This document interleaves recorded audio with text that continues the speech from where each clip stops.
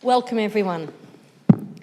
Nyama, Wurundjeri Woiwurrung, Guinganyin Bik Wenawup Darabandari, Nyariana Nyanga Bik Ban Ba Nyaga, Gagukal Nangit Bambuth Yalingbu Ba Gamaji. I acknowledge the Wurundjeri Woiwurrung people who are the traditional owners of the land. I recognise their continuing connection to land, water and culture. I pay my respects to elders past, present and emerging.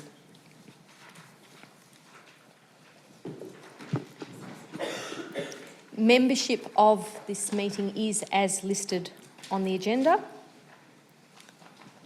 Councillors, are there any conflicts of interest in relation to the agenda tonight? No. I have a conflict in relation to 14, consideration of reports considered confidential, relating to a legal matter, and it's a conflict relating to a crossover with my other employment. I will step out at that point in time and hand over to the Deputy Mayor. That brings us to confirmation of the minutes of the council meeting.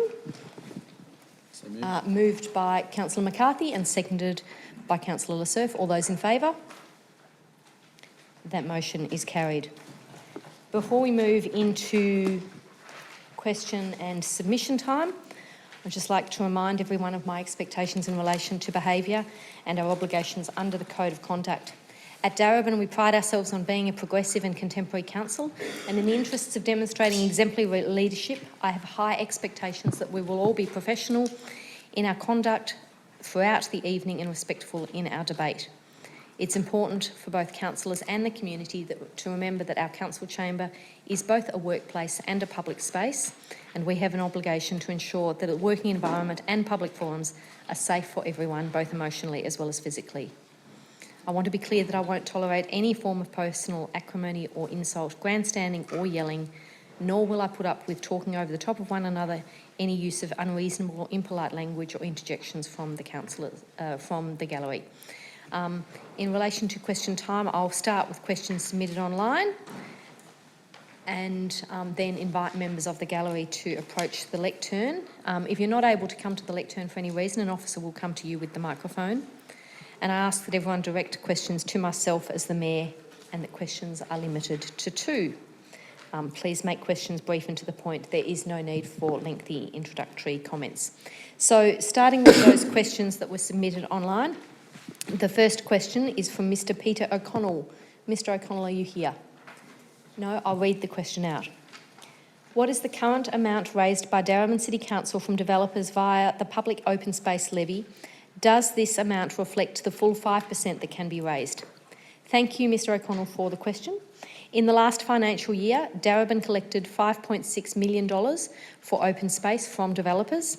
As the Darebin Planning Scheme currently allows, we currently collect between 2 and 5% from developers as their contribution for open space.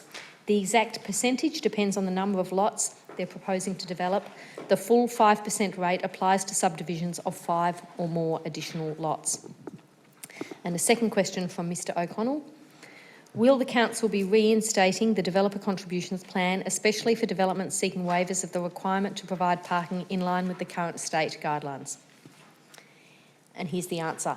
In regards to parking in Darebin, this is separate to the development contributions plan. Developers must follow the state government's guidance in regards to parking provision and provide evidence that there is still appropriate parking if they seek a waiver. There is no situation where developers in Darebin provide funds instead of parking. The next question is from Mr. Brian Sanigan. Mr. Sanigan submitted 3 questions online, so I'll be answering 2 of them as per the local law. The question is, Council has dumped its parking strategy after a huge community campaign to force it to do so. Council in the past 2 years has spent $560,000 on consultants and staff costs to devise the strategy. Mayor, you claimed in the Preston Leader that Council would always listen to the community. Why then did you not listen to the community before spending this massive amount of ratepayers' money by commissioning a community consultation into the need for a new parking strategy? And the answer. Parking is one of the most common things that residents ask Council to help with. I can confirm that Council consulted with the community about how to better manage streets and parking late last year and early this year. We have heard from over 1,500 people in the first phase, and there were mixed views about how to manage parking. The second phase of consultation aimed to gauge the community views on specific proposals so residents could let us know what they thought. In response to community feedback, Council resolved to withdraw the proposed parking strategy. This decision is a clear demonstration of Council's willingness to listen to our community. I should clarify that the cost was around $460,000 rather than $560,000. The data and research will be valuable for addressing local street-by-street issues, so it's certainly not wasted. And Mr Sanigan's second question. Whilst the Preston Town Hall is being restored to its former Edwardian grandeur, there is a homeless woman sleeping in the southwest entranceway. 6 of the 9 councillors here are women. Susan, you are a woman. The CEO is a woman. Most of the senior staff are women. Are any of you capable of reaching out to her and ordering council security staff to unlock the entrance door and allow her to use the bathroom facilities attached to the Mayor's office? Thank you for this question and your concern. Council officers have sought to provide support to a number of rough sleepers in the Preston precinct. There are public toilets accessible in the 274 Gower Street building during office hours. Nearby, the Preston Library has public toilets available for extended hours during the week to 8 p.m. or 10 p.m. and with daytime hours on the weekend. This council is very concerned about homelessness. In fact, at the last council meeting, we considered a detailed report on the issue, and it is proposed to allocate significant funds for a new outreach service that would actively visit and support people sleeping rough to assist them with housing and other needs in tonight's budget. The next question is from Ms Cheryl Gray. Ms Gray, are you here? No, I'll read the questions. Can you please advise what is happening with John Cain Memorial Park redevelopment? All construction seems to have halted. The current pedestrian cyclist access to Darebin Road through the park is woeful. No paths were established. Access was directed over grass and dirt, which have since become a muddy mess. What is Council doing to establish safe pathways through the construction area, and what is the expected timeline for the redevelopment to be completed? Thank you for this question. Works commenced late last year on the outdoor netball courts, but were unfortunately delayed while Council dealt with the unexpected contaminated soil which was discovered on the site. The contaminated soil has been removed, the area made safe, and a redesign of the courts is necessary. This redesign will be completed in coming weeks, and we expect the construction works will recommence shortly afterwards. In relation to the muddy pedestrian paths, Council will improve the pathway during the construction period with the use of some crushed rock or similar. It is anticipated works will be completed by October 2019. Ms Gray had a second question as follows. The children's play area at the end of Clarendon Street is covered in graffiti, and the rubbish bin located next to the picnic tables is rarely emptied. The bin has been overflowing with waste and animal bags for weeks. It has become a health hazard. How often should this be emptied, and what is Council's process for monitoring these areas? Thank you for this question. Council is keen to ensure our parks are maintained well for our community. The rubbish bin in this park is emptied once a week. The current bin size is small, and officers will investigate an option to increase the bin size to cater for the use of the park. I'm aware that a request has been sent to Council's graffiti department to remove the graffiti from the playground. This should be done in the next couple of days. The final online question that I've received is from Mr Gary Atkinson. Mr Atkinson, are you here? Would you like to come to the lectern and ask your question, please?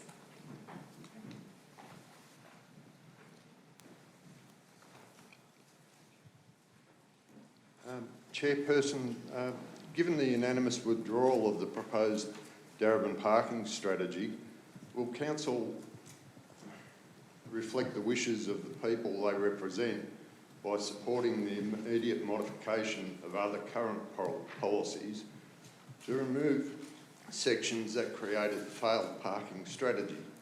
2 of those policies will be the Darebin Climate Emergency Planning and the Darebin Transport Strategy. Thanks. There may also be others. Okay. Thank you for your question, Mr Atkinson. Council has now voted, as you know, to withdraw the draft parking strategy. We've clearly decided not to use a citywide approach to restrictions, and I don't expect this to change. Officers are reviewing the transport strategy to consider if any minor amendments or clarifications are needed to reflect Council's recent decision. Council would consider this at a future meeting. There is no specific reference to the climate emergency plan to a parking strategy.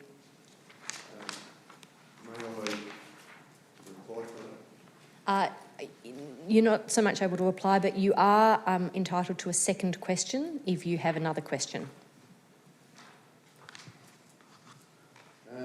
The Darebin Climate Emergency Plan 2017-2022, it has a statement in there. It says research has found that where investment is directed away from roads and parking towards public and active transport, the equivalent mobility can be achieved while also reducing overall public and private spending on transport and reducing greenhouse emissions.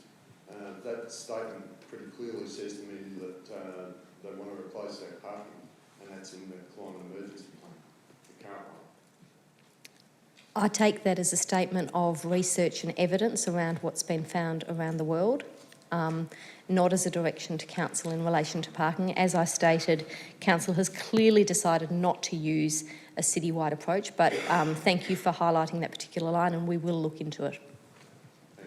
Thank you for your questions tonight. I'll now invite questions from members of the audience. If you have a question, please raise your hand and I'll invite you to come up. Serena O'Malley, please come up. Thank you, Mayor. When will the minutes from the meeting of the 11th of June 2019 be posted online? I have received those minutes today. I'll just check with Melinda, and I do apologise for the lateness. Okay, we believe they were posted today, and I apologise that was later and took longer than it should have. Last time I looked, they went up, but they might be I now. think they went up today. Yeah. In light of the retraction of the draft Darebin car parking strategy, will the $400,000 in the Darebin City Council Budget Report 2019 to 2020 on page 47 relating to the parking technology project be returned to the appropriate central fund? Thank you for that question. Yes, we have reviewed that. So in the budget that is being considered tonight, much of that money has been reallocated to other things. Some of that money is being kept in parking to respond to existing petitions that were submitted by community members and that did require a response. Okay, just to follow up on the petitions, I FOI'd the petitions and I was rung by the FOI officer today, and he told me that if I didn't amend my application, that I was looking at 24 hours of search fees, which comes to over $500 for information that you should already have at hand. So I won't make that a question because I've obviously got more follow-up to do. I just wanted to draw it to your attention. Thank you for drawing my attention to that, and I will follow up also myself and get back to you. Thank you.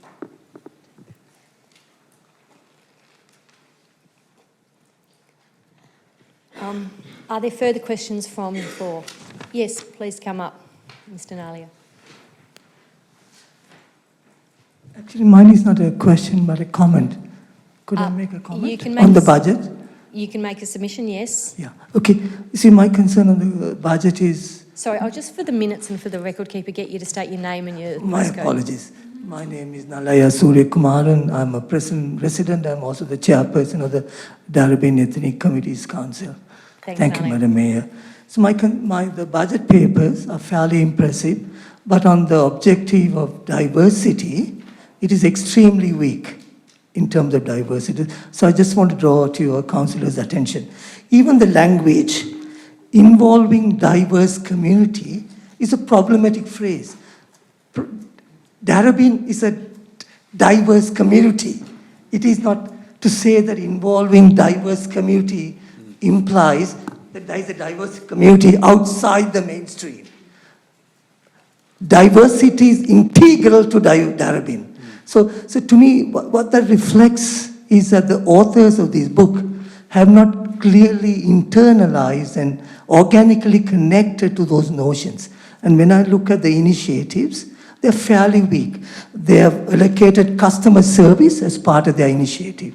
Yes, diverse communities would go into, but that is not an initiative for engaging with the multicultural community in Darebin. Then there's another aspect is planning and development. What has that to do with diversity? And then the major initiative is public transport. So I find all other objectives are fantastic, but when it comes to diversity, the language itself betrays a certain type of what I call not organically connected to these notions. Thank you. Thank you for that submission. I'm sure the councillors have heard you and will consider that. Are there further questions from members of the gallery? Mr Nugent, let's come up.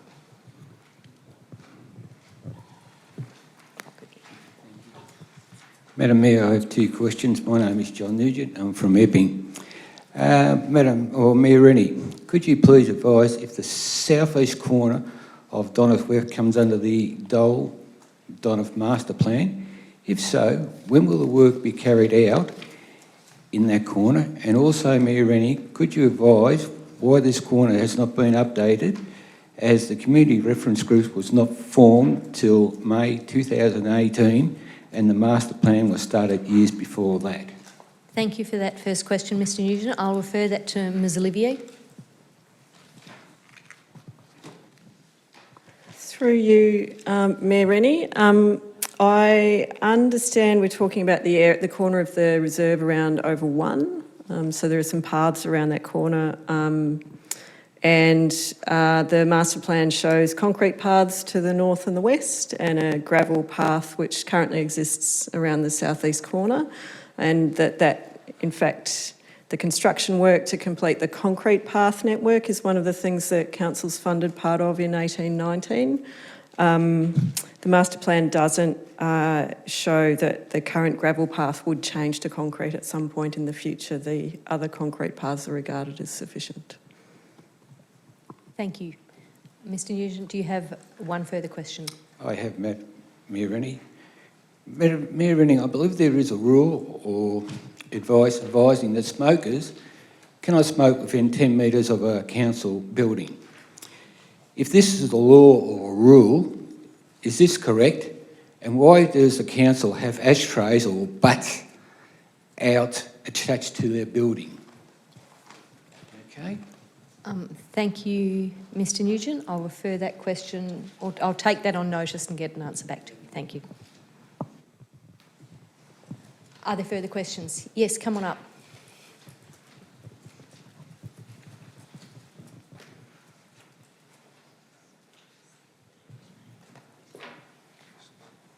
This is not a question, this is a submission or a comment. Yep. Mayor and councillors, my name is Clinton Cook. I work as a volunteer with the Darebin Ethnic Communities Council. And I do that volunteer work as a person receiving the dole, but not living in this suburb, but coming here to work, and which I've done over now about a year and a half now. And I, like a lot of low-income people, use the services of Careworks in High Street, Preston, for low-cost meals, as well as some of the other providers as well. Careworks provides low-cost meals, the big bulk of the low-cost meals, and in this area for people of Darebin and surrounding areas, of which 77% of the people are actually Centrelink recipients. Some of the other groups, churches and community organisations might provide 1 meal a week or 1 meal a month, but Careworks provides them from lunches from Monday to Thursday and works in with the Bridge, which provides it on a Friday nearby. But Careworks is now under financial strain. It's also a host organisation for work for the dole and provides a lot of things out of that, but that only provides 30% of its funding. Careworks receives no ongoing funding from the federal government. It received a one-off grant which took about 6 to 8 months to come through for an industrial fridge. It receives no funding at all from the state government and only from the council for special things like, for example, the Christmas feast. But it's now in danger of shutting down the meals because of the lack of funding, and it really needs to make a lot of funding before very early in July to survive. Thank you. Thank you for that submission, Mr Cook. Are there further questions from the gallery? There being none, we'll continue with the rest of the meeting. And thank you to all for those questions. That brings us to item 6, petitions. There are none. So we're at item 7, urgent business. Councillor Newton, you have an item of urgent business? Thank you, Mayor Rennie. Yes, I have a proposed item of urgent business that relates to changes to the local government bill. Okay, I'll ask someone to move that be accepted onto the agenda. Councillor McCarthy, and seconded, Councillor Lassurf. So we're now voting as to whether this can become on the agenda. We need, if it's in relation to this item? So is your question in relation to whether to admit the item, or is it on the item itself? Yeah, well, can I ask the question? Sure. My question is that why is this item such an urgency for it coming to council tonight as an urgent matter? Because the way I see urgent issues, it needs to be resolved tonight, because obviously it's like so an emergency or a understood. bushfire or something like that. Thank you. And I can answer that question. This item has come to the agenda tonight as a result of a paper that the government put out on last week for a consultation process that ends before our next meeting. So there will be no opportunity to discuss or debate this item prior to our next meeting of council, which is why it has been deemed to be urgent. So it still needs to be voted to support as an urgent item for this meeting. So I have a motion that it be accepted as urgent, moved by Councillor McCarthy and seconded by Councillor Lassurf. All those in favour? And against? Okay, that motion is carried. So, Councillor Newton, the item has been accepted. If you could firstly let people know what the motion is, and then we'll seek a seconder. Yes, thank you. Okay, so seconded Yep. by Councillor McCarthy. Okay. So, thank you. Councillor Newton, you may speak 3 minutes. Yes, so this item is absolutely urgent. This is changes to the local government bill that were only announced 1 week ago, with only 1 month for submissions, which, as Mayor Rennie was saying, means that we can't bring this back to the next council meeting because there's not enough time. I have grave concerns about these proposed changes. In particular, they are proposing a change that means that all councils will be single-member wards unless they're unsubdivided. So obviously council currently has 3x3 multi-member wards. What we have here is a very diverse council that reflects the community, and I believe that only 8 councils out of the 79 in Victoria still have single-member wards. So this is a very rare occurrence. And when the Victorian Electoral Commission does their reviews, they really tend to move from single-member wards to multi-member wards. So we just saw the VEC do that maybe 2 weeks ago with Burundara, which has currently 10 single-member wards, and the recommendation from the VEC was that they go to multi-member wards. So what this proposes is a complete change to that, which would change 60 or 70 councils. And I see this as incredibly heavy-handed. Only having a month to do consultation is outrageous, and I think this would change the face of Darebin Council remarkably.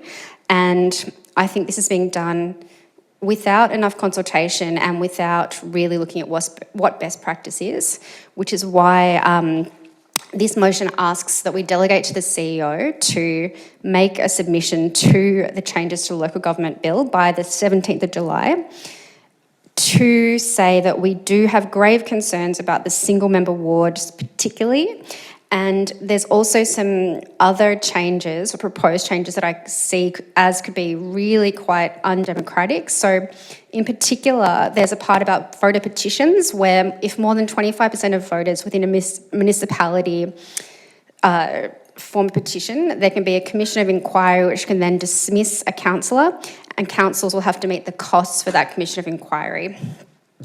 There's also a really big concern about what is being called a simplified voter franchise, requiring non-resident property owners to apply to vote rather than automatically be included on the council rates record. So I think this disenfranchises non-resident property owners by saying that they have to opt in to be a voter for council rather than opting out.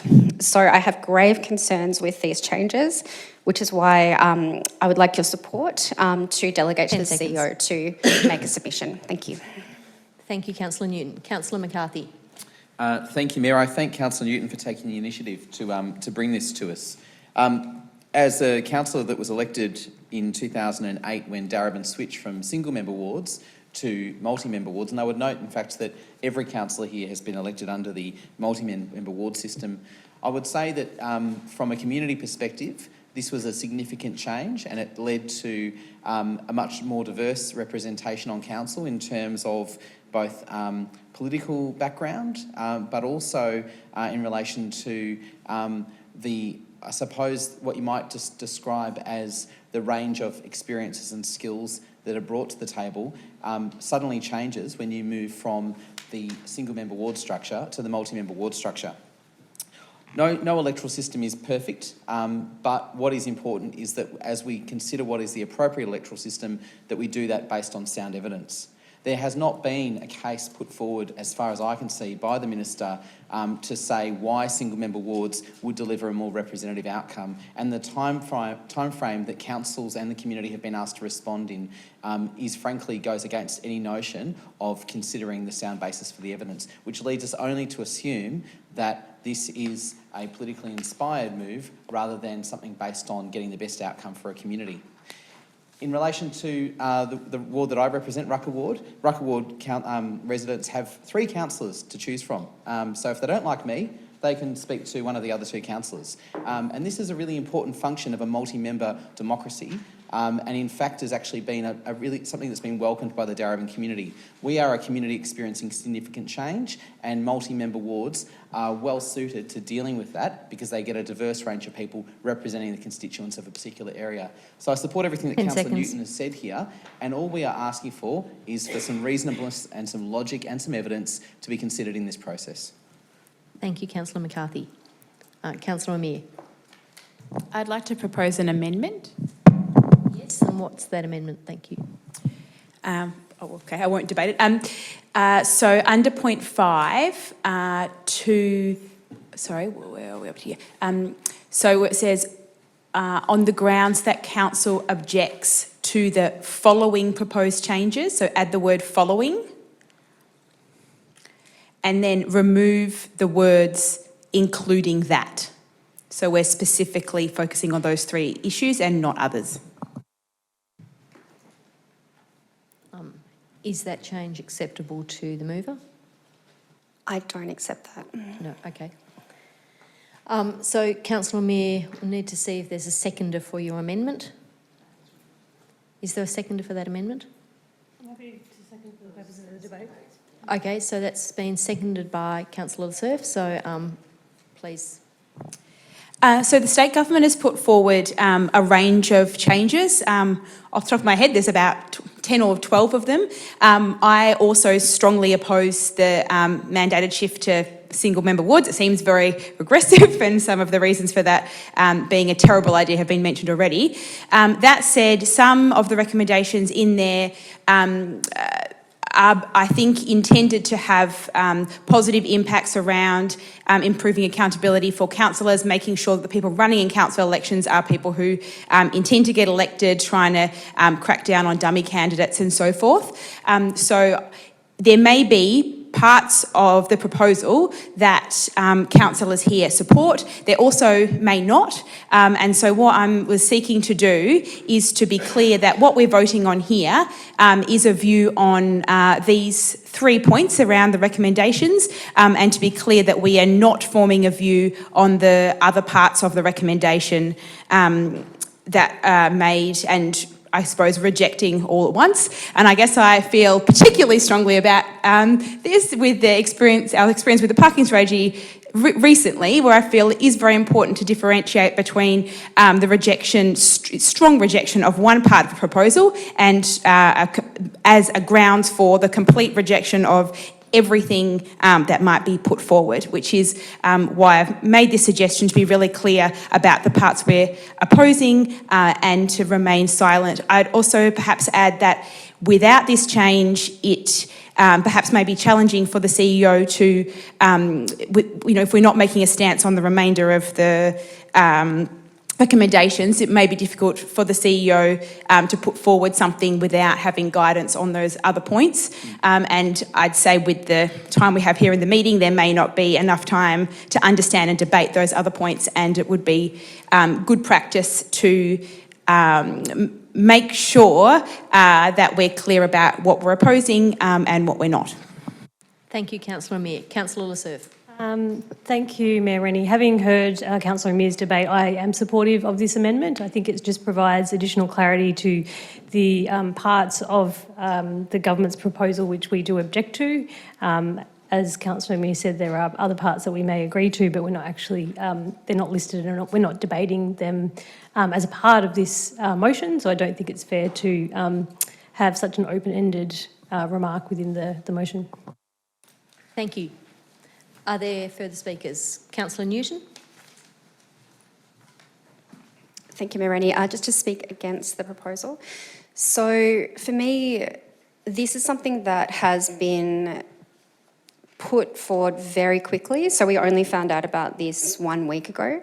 So while we have had an initial look at what's proposed, my sense is that if we look further into this when we're doing the submission and we find that there is something that we might not have recognised as objectionable yet, that we do find objectionable, personally I would like the CEO to have the ability to include that if necessary.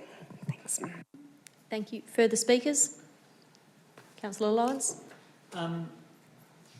Yes, Mayor Rennie, I just find the mic. I'm actually, while I commend Councillor Amir for trying to refine this motion, I won't be supporting the amendment, and I'll just flag the broader issue here, which is because this issue impacts directly on people in this room's interests. There's an inherent kind of conflict of power here. And I've been discussing the motion. I also commend Councillor Newton for bringing it into the chamber, but I'm just foreshadowing that I'd want to move an amendment that we hold a special council meeting in 3 days and get some more of these facts going and debates going, and don't repeat some of the policy things we've done in here before, which is I can't sit here and make a commitment of voters about single or multi-members without consultation. I can have my own views, but, you know, then we're actually falling into the same trap that we're accusing the Minister of Local Government doing, that is political decision-making. And I'll just raise one other issue which I'd like debated, is whether it's multi-member wards or undivided wards or single wards, this council probably should look at the community and ask, should we have 11 or 9 councillors? Okay. I'll just remind you that we're speaking to the amendment, so I'll take that as speech against the amendment. Against the amendment, but just foreshadowing that Okay. at some point I might move a motion to try and Okay. give us some breathing So space. still on the amendment, are there further speakers to the amendment proposed by Councillor Amir? No. Therefore, I'll put the amendment to the vote. All those in favour? And against? The amendment is lost. That brings us back to the motion, substantive motion. Can I ask a question? Lee. Councillor Newton made some comments about if we were to discover objectionable material that isn't listed as a part of this, whose interpretation of the material that it is objectionable to be included in the submission if we haven't given direction on it? Thank you. I think I understand what you're saying, and I might actually refer that question to the CEO, who would ultimately be charged with the piece of work. Through you, Mayor Rennie, thank you for the question. I have to say I think it's unlikely that there is much more to be revealed in terms of the issues associated or potential issues than the ones that are flagged in the resolution. But in the event that that happened, something became evident that wasn't immediately evident, on the basis of this resolution, I wouldn't feel empowered to also add that too. I would only want to do it on the basis or advocate for council's position on the basis of the resolution. My views on this matter are not relevant. Thank you, Ms Wilkinson. So, got seeking further speakers on the motion itself. In terms of the motion, the amendment has been lost. So are there further speakers? We've heard from the mover and the seconder, and Councillor Amir has had an amendment. Did you have a... Yeah. I suppose I'll first ask a question before I speak. I just want to know whether I can move an amendment to defer this item at this stage of the debate. If this item is deferred, the next meeting is after the time by which submissions must be received. So the effect...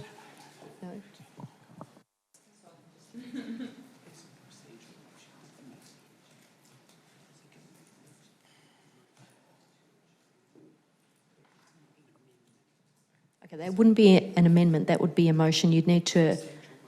it's a procedural motion and you need to stipulate a date, just noting that the date of our next meeting is after the date at which consultation of this closes. Are there any other speakers?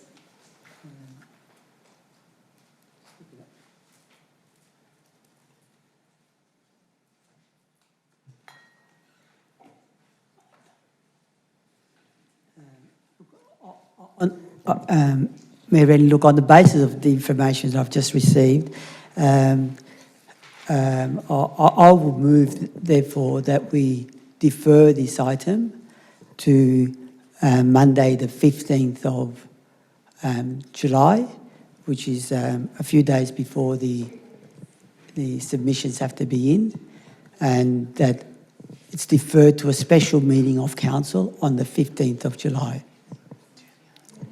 Okay, that's a procedural motion. Is there a seconder for the procedural motion? I would second that, but can we have some community consultation in that framework? I think we just have to deal with that as a motion. I can't comment on what we have. Be a question of the CEO. I can ask that question of the CEO. CEO, if the matter was adjourned, could there be consultation with the community in the meantime? Thank you for the question, Mayor Rennie. Councillor Lawrence, through you, Mayor Rennie. It is certainly possible to highlight the proposed amendments to the bill to the community in terms of really deep considered consultation. This timeframe would make it very challenging. So it would simply be about raising awareness, plus we wouldn't be in a position to take submissions or form of view, as you know, because of the limited time frame. But we can certainly make sure that it's on the website and that we put notices in the mayoral column of the leader and those sorts of things to bring it to the community's attention, which we could do irrespective of the timing of the decision. Sorry, I just want to be clear. Are we deferring the matter or are we adjourning this matter to another time? Adjourning. Okay. Adjourning the matter to the 15th of July. That is the adjourning the debate. Sorry. So Councillor Greco has moved a procedural motion that we adjourn the matter to the 15th of July. I have a question. That's seconded by Councillor Lawrence, and Councillor Messina has a question, yes. Just in terms of having a briefing prior and arranging a special council meeting rather than waiting to the 15th of July, is that because of the timing and the advertising? Is that why the 15th of July is the only time that we can have it closer? Is there any other time we can have it closer? Is there any other solution to the date? I'll refer that to the CEO as well, thank you. Through you, Mayor Rennie, thank you for the question, Councillor Messina. Certainly, it would be possible, absolutely, to arrange a special council meeting prior to the 15th of July. If council, unfortunately this matter's happened so quickly, it hasn't been possible to bring it to a briefing, but we could certainly expedite that. In fact, we could arrange a special briefing for next Monday or even the following Monday. And a special council meeting doesn't have to happen on a Monday, for example. It can happen during the day or at any time specified by council, as long as we give notice. Yep. Then I'd like to propose an amendment. So, no, we have. procedural motion, you can't This is a procedural motion. Sorry, Councillor I just Sir. have a question to the CEO through you, Mayor Rennie. If we hold the special council meeting on the 15th of July, is 2 days a sufficient amount of time for the administration to prepare or finalise our submission? I'll refer that also to the CEO as it relates to work. Through you, Mayor Rennie, thank you, Councillor Sir, for the question. We would make it work. My preference would be that that the special meeting be held sooner, in order to not just in order to provide the opportunity to reflect if there are changes as a result of the council's decision, but also so that we might work with other councils in order to progress the position.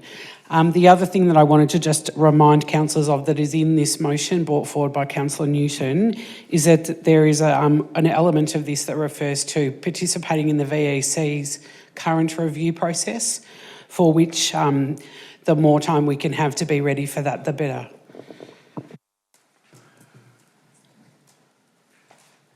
Thank you. I might ask a question myself if that's permissible. My question would be, should we not adjourn this and hear the matter tonight, could we ask that a report come to the 15th of July for endorsement prior to submission?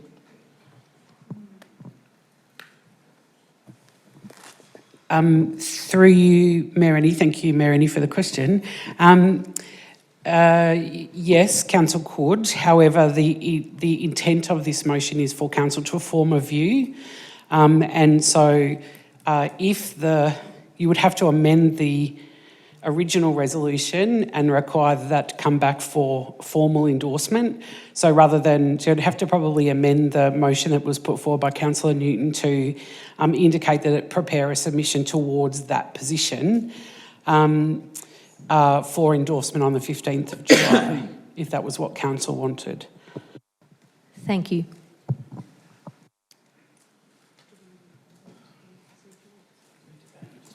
So we're going to put the procedural motion straight to the vote, if that's okay, Councillor Lawrence, unless you have a question. I second it. Do I get to speak to the procedural motion? No, I think it's procedural, so we'll put it straight to the vote. Don't debate procedural motion. So the procedural motion is that council adjourn this matter to a special council meeting to be held on the 15th of July. Moved by Councillor Greco, seconded by Councillor Lawrence. All those in favour? And against? Councillor Messina, your hand was kind of up in the middle, so can I just do that again for the sake of clarity? I didn't. All those in favour? And against? Councillors, you are not making my life easy, but that's lost. So we're back on the debate on the substantive motion. We'll just get that back up on the screen. So are there further speakers to this? Councillor Lawrence. Yes, I'll just speak against the urgency motion here. This proposals that have been put up are a dramatic change for Darebin, in that we were transferred from single member representation, I think back in 2007 or 2008 election, to multi-member. So it has a major impact on us. It has lesser impact on other councils that already have different forms of representation. And obviously, City of Melbourne has city-wide councillors, which is another often favourite of state government. So I'm flagging the issue that this is a matter that affects, both the power and potentially the interests of the 9 individuals now voting on it. And it would have been good if we could defer it to the 15th to at least even do consultation with our extensive stakeholder groups to actually demonstrate that we're forming views, including the community. Now, I flagged earlier the other issue that hasn't been addressed, but I know it is being addressed in a separate process, which is the ratio of councillors to population. And at first glance, from decision makers' point of view, you might say, as a councillor, I might say, gee, 11 people's hard to work with. But, the role of the council is also to represent the diversity of views in the community. And I'm just wondering why we're pretty much the same size as Moreland and we've got 9 instead of 11. So whether that is, 6 citywide councillors and, there's other actual options 10 seconds. that could be flagged, like a combination of citywide and single, or a combination of 4, 4 and 3, these things. And That's time. Thanks, those Councillor issues Lawrence. we're not going into. Thank you. Councillor Lasser. I would like to propose a procedural motion to adjourn this matter until July the 8th.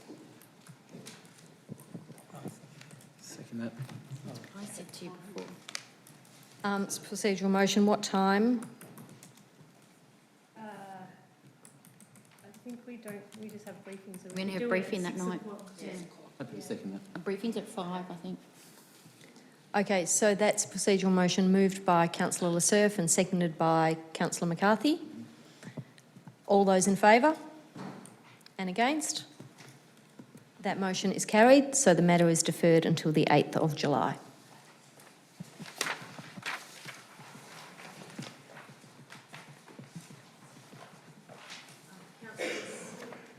Councillors, that brings us to item 8 on the agenda, which is consideration of reports. 8.1.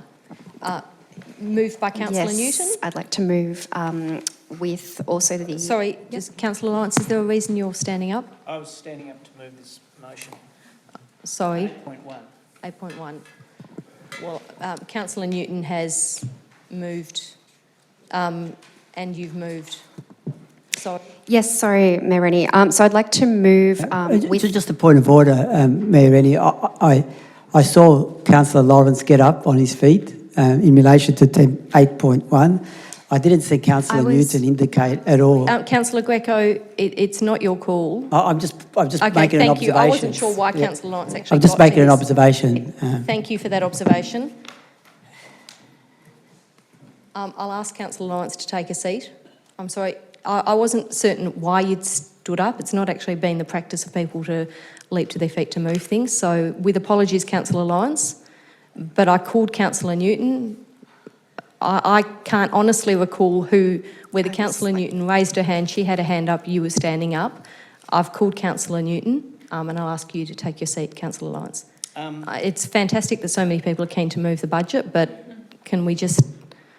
I don't think we need a debate or anything other than I'm asking you to sit down so that we can get on with the business. I'd like to be clear here. You're issuing an order from the chair for me to stand down. I'm asking for you to sit down, please. Sit down. Yes. I've got to my feet as is normal practice, and I didn't leap, so I'd like that verb withdrawn. I apologise for using the word leap. I can leap. Thank you, Councillor Lawrence. Let's not get into a debate about whether you stood or got to your feet. But I didn't leap. Okay. Now, Councillor Lawrence, I've asked you. Feet as per the meeting law, and I'm not to blame for my sudden invisibility to you. Okay, Councillor Lawrence, thank you. I hear you, but I've actually made a ruling, which is that Councillor Newton... I'll move a motion of dissent in the chair.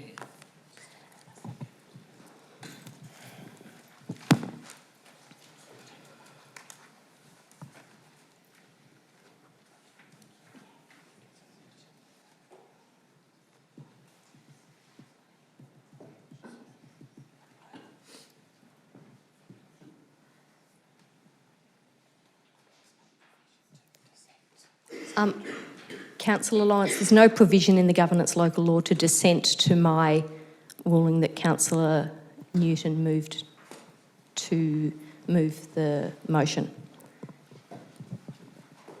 So I was standing to move the motion, And equally, Councillor Lawrence put up her hand.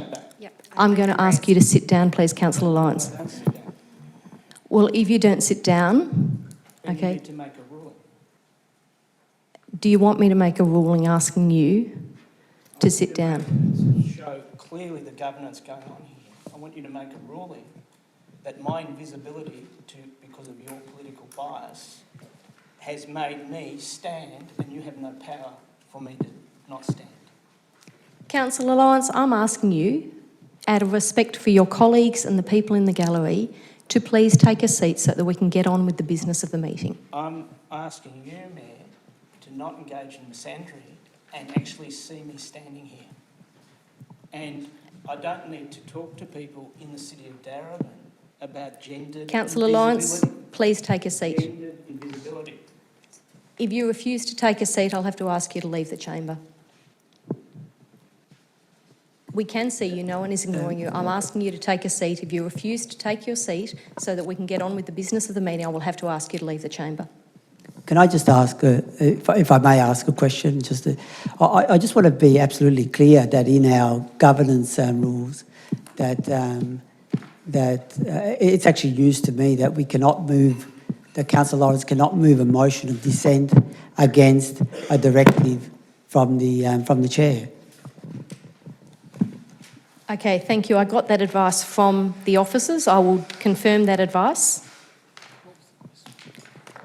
It wasn't clear to Councillor Greco that Councillor Lawrence cannot move a motion of dissent. And I said that I had sought advice on that, and that was the advice that I've been given. Thank you, Mayor Rennie. Through you, Mayor Rennie, thank you for the question, Councillor Greco. The provisions in the local law that relate to dissent of a chairperson's ruling only relate to points of order. And so that wasn't in relation to a point of order, so there's no ability to move a motion of dissent.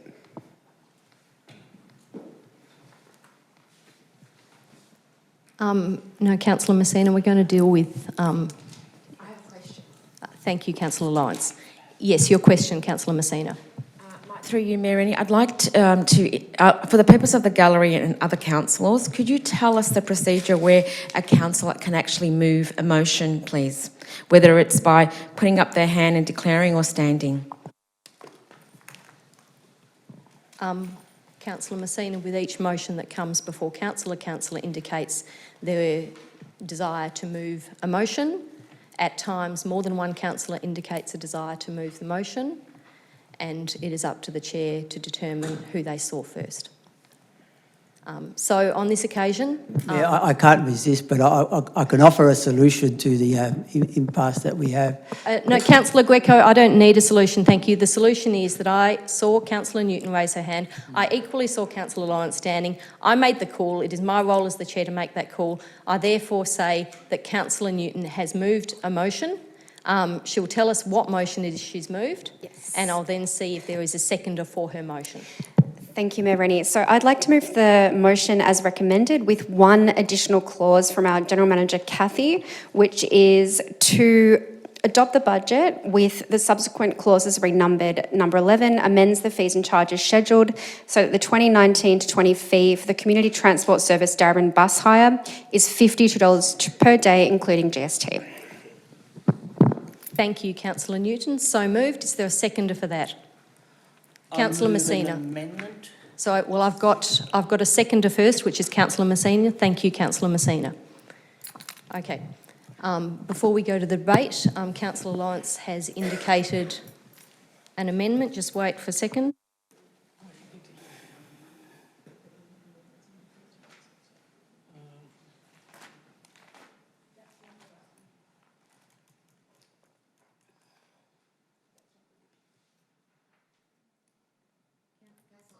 Councillor Newton, can I just get you to check that?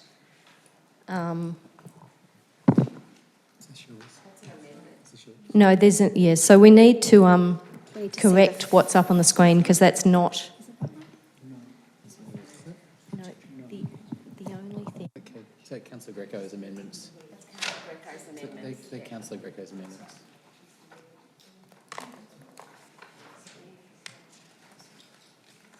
So we just have to make sure, and apologies to everyone, that we have actually on screen what Councillor Newton indicated, which was the motion as per the report with the addition of 11. Yes.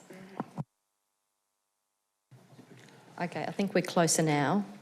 So, Councillor Newton, can you confirm? That is the second half, but I think that the only change that should be is what's in the report plus the number 11 as per the red. Yes, correct. Mayor Rennie, if I may, a clarification. Councillor Newton, you allowed Councillor Newton to move a motion. The motion that has been moved is the motion that's up there. It's been seconded by Councillor Messina, and now we're having a debate. I don't see the point of trying to sort of try to reverse the situation. That's the motion that was moved. There's a motion that was seconded. We need to debate that motion and go forward from there. Okay, what we have is a discrepancy between what Councillor Newton indicated she wished to move and what appeared on the screen. I'm going to seek some advice from the governance officers because of that discrepancy. So Councillor Newton clearly verbally indicated her desire to move the recommendation as per the written report with the addition of number 11. That was the clear verbal indication. What we had on the screen was some words that didn't reflect that. So I'll seek governance advice on the best way to manage that. Mayor, can I just, if I just can clarify, the first set of words that appeared on screen were the correct words, then an amendment was put up replacing that. So I'm looking at the screen, so I just think... Okay, I'll seek clarification. I think there's no point in debating something that isn't what we expected to be debating. Let's make sure we're debating what we want. There will be ample opportunity for amendments to be proposed and debated.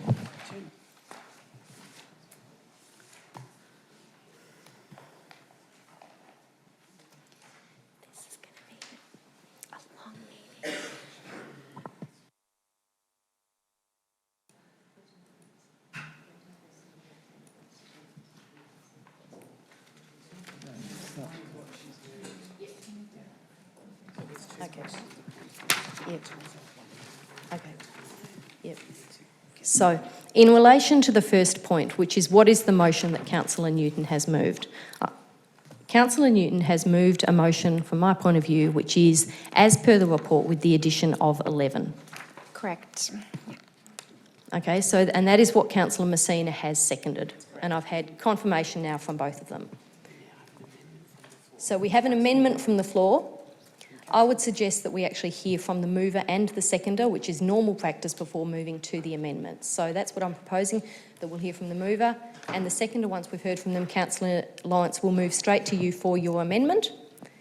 We'll debate that and then we'll move, or it may be accepted by the mover and seconder, we'll then move through the amendments in a logical fashion. Councillors, I'd ask people to do this in a common sense approach. I don't think splitting hairs over words or over what comes up on the screen is actually going to result in any different outcome. I think we can demonstrate our ability to have a debate and land where this will land without getting caught up in procedural issues. So, Councillor Newton, you've moved the motion. Over to you. Thank you, Mayor Rennie. I commend our officers, staff and fellow councillors for delivering one of the biggest and hardest parts of our role, our annual budget and our strategic resource plan. This budget takes over 6 months to prepare and includes council suggestions, staff recommendations, and we accept community submissions and hear from anyone who would like to tell us their suggestions.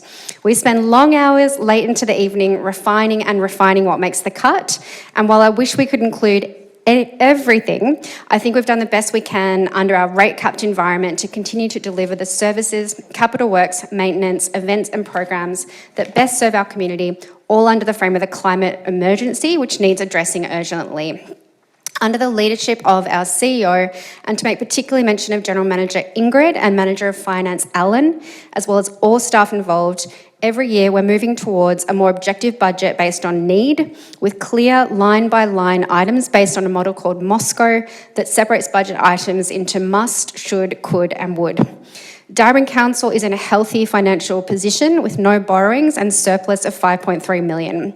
To highlight a few key areas, this budget works towards doubling solar power in Darebin with $5 million allocated for the Solar Savers program, supporting Climate Emergency Darebin and the Darebin Nature Trust, dramatically improving walking and cycling infrastructure, providing over 100 services to our community, commencing a new women's multi-sport stadium and planning for improvements to both the Northcote Pool and the Reservoir Leisure Centre. In response to the growing homelessness crisis, at our last council meeting, we've proposed an additional $157,000 for homelessness outreach, as well as $25,000 for a shower access pilot project at both Northcote Aquatic and Leisure Centre and the Reservoir Leisure Centre.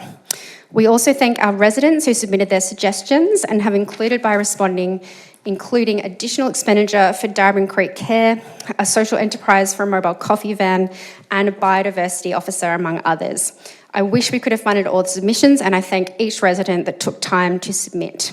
With the withdrawal of the parking strategy or the draft parking strategy last week, we've been able to reallocate some funds that were to be directed to that strategy to investigate upgrading the skate park at Edwards Lake Park and fund storage for the Keon Park Football Club. This year we'll also develop a new developer contribution scheme that will ensure developers pay their fair share to fund the infrastructure required when new development occurs and enhance our open space. So again, I commend our officers and all the residents that participated in the budget process this year. Thank you. Thank you, Councillor Newton. Councillor Messina. So we'll hear from the seconder and then move to amendments or otherwise, unless it was a question. An amendment. Okay, we'll hear from the seconder, and then Councillor Lawrence has got his amendment, then we'll come to you, Councillor Williams. Thank you, Councillor Newton. Through you, Mayor Rennie. Rate capping, great capping. Well, it puts another lens in terms of what funds we have available. I wish I did have a magic wand and put in all the projects that were put through the submission process. And I have to say that one of my greatest thanks to the community is that we hear more and more through the budget of submission processes in terms of projects that the community want and additions and where they foresee the community to be. I want to thank the people that submitted through our community, also the hours and hours of work that through this council, our council officers, our council EMTs, the CEO, and us individually as councillors. We spent many hours dissecting every single project and every single line. But I think what I'm really proud of is the homeless outreach, the additional contribution of funds of $157,500. And I'd also like to praise the submission from the young gentleman who came into the chamber who proposed this skate park. And I want to say thank you for voicing your concerns and your delight and contributing to the process, because we need to hear more from the youth. We've got a lot to do in the next 12 months. As I said, I wish I did have a magic wand and give money out, but that's not the process. I note that some of my projects didn't make it this time, but I'm hoping they will in the next financial year. So thank you. Thank you, Councillor Messina. Councillor Lawrence. I've got a question. Yes. I've just got a question on the budget in regards to Keon Park Football Club. Is there an amount allocated here for assisting in design of the lights, and where is that in this 3 pages of amendments? Thank you, Councillor Lawrence. I'll refer that question to Mr Cochrane.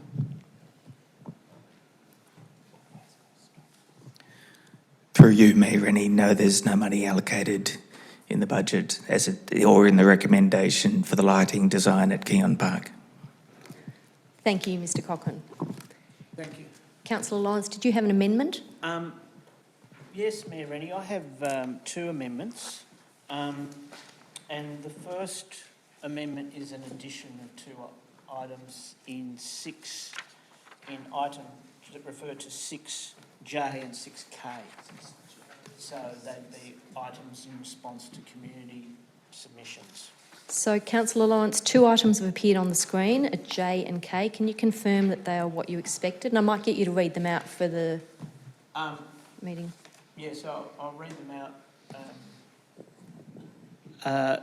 J is increased capital allocation for Reservoir Leisure Centre to 3.5 million, which includes design for the redevelopment of the facility to bring its progress in line with NARC and scope a leading edge health and wellbeing aquatic centre and hydrotherapy hub. And K? And K is an additional 65,000 for Swar Park boundary fence and additional shelving, storage and canteen. I think the word design needs to be in there somewhere. There should be the word design before the boundary fence. Additional 65,000 for Zwar Park boundary fence design? Or Zwar Park design for boundary fence, etc., etc. Okay. So we're treating this as one amendment for the two items in Amendment 1 from Councillor Lawrence. Is there a seconder for this amendment? Oh, sorry, I should ask, is it acceptable to the mover and the seconder? No. Thank you. So it's not acceptable to the mover, so it has to be acceptable to both. So it needs a seconder. Is there a seconder for Councillor Lawrence's amendment? Are we, sorry, through you, Mayor Rennie, are we able to debate J and K items separately for the purpose of the budget? Councillor Lawrence has two amendments, and so because he has another amendment, he's putting these together, so we'll be debating them together.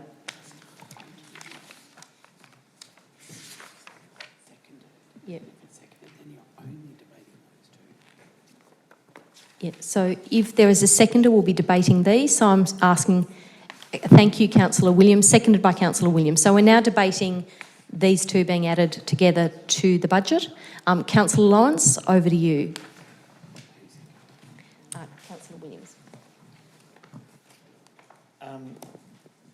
Yes, Madam Mayor. Mayor Rennie, these two additions to our response to our community address issues that have been brought forward by the community for a desire for a major redevelopment of the Reservoir Leisure Centre that has a timetable that's not, waiting for years and years, but is in line with the redevelopment of our other leisure centre in Northcote. Now, the community response of the officers was for a $1.5 million scoping and design exercise for redevelopment and tied the redevelopment's vision to some narrow operational and safety reports and engineering reports, which I've always said, we have aspirational visioning for NARC and we have kind of East Germany style structural engineering reports for the bare minimum for reservoir. So generally, the planning and scoping of these larger capital works projects approximate 10% of the total projects. So by actually signalling that the council would only put in 1.5 million in the scoping of this Reservoir Leisure Centre shows that the discussions I've had with officers and debates about whether it should be a $12 million or a $24 million project, or in fact should be a $36 million project, have been foreshadowed. And it is alarming that actually as an action item, this doesn't turn up anywhere, and also that the response to the community submission I have to dig out and is actually not in visible papers in front of our agenda today. So rather than being pessimistic that this council would condemn Reservoir to only a $15 million development, I'm moving a motion that would allow a scoping so that we could maximise a redevelopment of Reservoir Leisure Centre to be a world-class centre with a much expanded hydrotherapy, sauna, steam and other therapeutic facilities that would mean that we couldn't contain the redevelopment to the current building footprint. So I'm saying we can do this at the same time. We can whistle and chew gum. And I also note within the whole 4-year plan, we remain unfunded internally for our entire budgets. That means while we gleefully announce we're debt-free, it's a bit like putting a 10% deposit on $1 million house and you haven't gone down to the bank to organise the mortgage.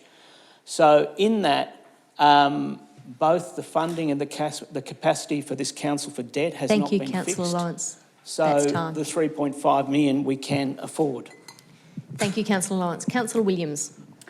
Yes, in reference to Swire Leisure Centre, that anybody who actually goes to Austin Hospital for whether you have any type of reconstruction or any type of surgery, they recommend that you go down to the Reservoir Leisure Centre as their nearest pool and go and use the facilities, because they consider the Reservoir Leisure Centre as being your health and wellbeing connection to Austin Hospital. And I think that that's really important. I think that connection needs to continue. However, I find that the building at the Reservoir Leisure Centre is running down. Every year we seem to be neglecting it, and it seems to be we just put little dribs of pennies here and there in just fixing up bits of pieces of leaking roofs and things like that. We need to inject and do actually a hell of a lot more to keep up with community expectations. In reference to additional $65,000 for Swire Park, the situation there, the Preston Bull Ants, the footy club, has been playing many years at their traditional home ground, which many see as the PCO. But for some reason this year, PCO has not been used and has not had one game there with Preston Bull Ants. They've been pushed out to the club down at Swire Park, and Swire Park has very limited in reference to toilets, and it certainly doesn't have an electronic scoreboard, which they pushed very hard to have at PCO, which was only erected last year. So they're now at Swire Park, and there is no fencing, therefore they cannot have any type of semi-finals, grand finals, or any type of finals at the club there, for reasons that it's no protection for the community or for the players. The club doesn't have any storage. 10 seconds. It doesn't have any, they have to constantly pick up food from the canteen at PCO and move it to Swire every week. So there is no storage Thank you. for That's all these time, Councillor supplies, Williams. and therefore there's no secure for cleaning products or anything like that at the site. Thank you, Councillor Williams. Are there further speakers? Councillor Greco. Thank you, Mayor Reddy. Look, I'm going to be supporting this amendment, and because I think that it has a lot of merit.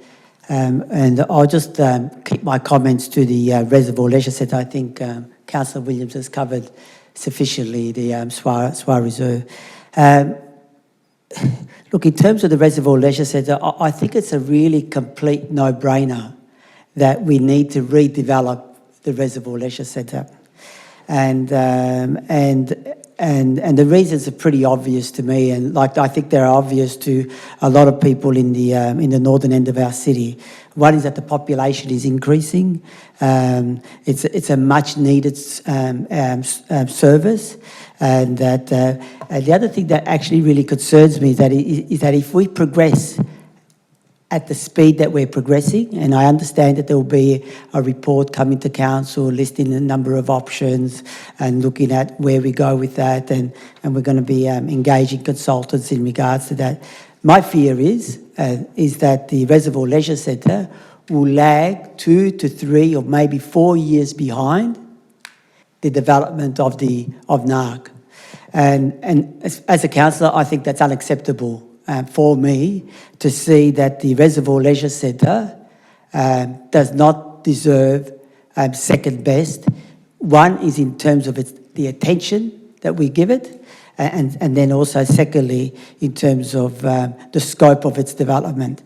So to me it's a real no-brainer, and I welcome what Councillor Lawrence is trying to do here, is that we need to put the Reservoir Leisure Centre front and centre of our agenda, and I think by increasing the funds... 10 seconds. Yep, increasing the funds for it in relation to the design will lead us in that direction. Thank you, Councillor Greco. Are there further speakers? Councillor Nugent.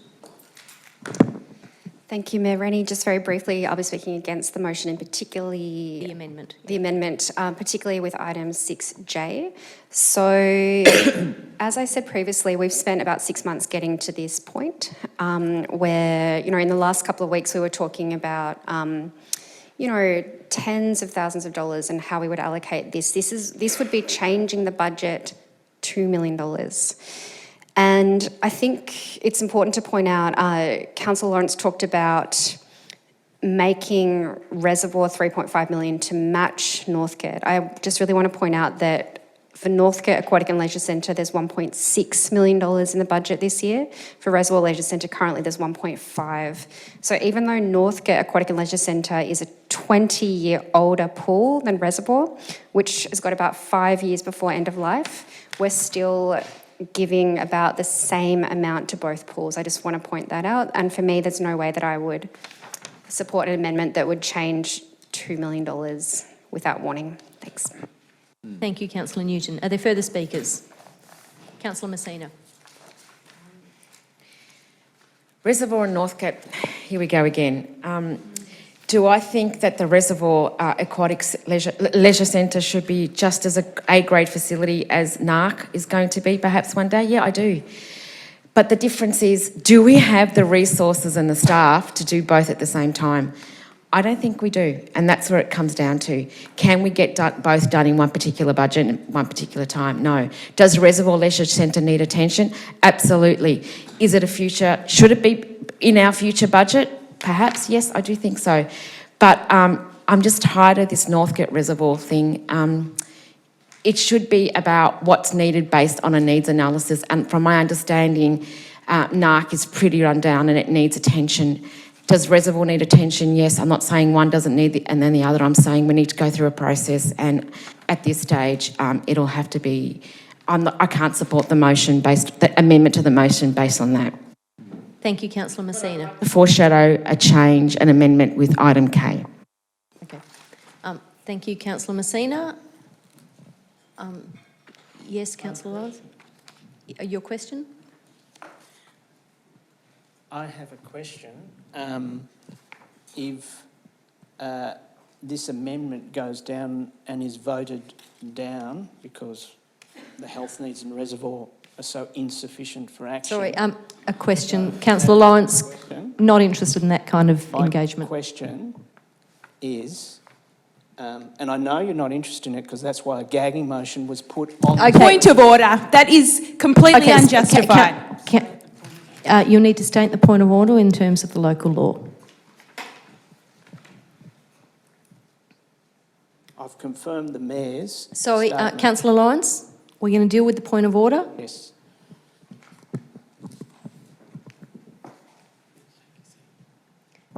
Take a seat, please. My point of order sorry, is... Oh, sorry. Just, no. Councillor Lawrence, can you take a seat? There's been a point of order. I have to deal with the point of order first. Councillor Amir, yes. I find point of order 47.E. It's highly offensive for Councillor Lawrence to claim that we don't care about Reservoir. Personally, I go to Reservoir Pool every single week with my daughter. I haven't been to Northcote in a long time, Councillor and Amir, it's you're not completely debating. unreasonable. Councillor Amir, thank you. I rule that is indeed a valid point of order. Councillor Lawrence, I'll therefore ask that you withdraw that statement. Happy to withdraw that statement and ask my question. Okay, I would request that in your question you engage and ask your question respectfully with avoidance of any comments that denigrate or offend members of the community or other councillors. Thank you.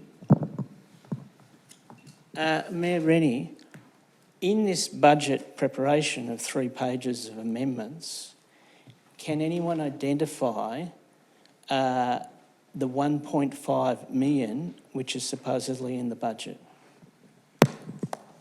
Yes, I'm certain that we can do that for you. I'll ask Mr Cochrane to assist you to find the 1.5 million that is allocated.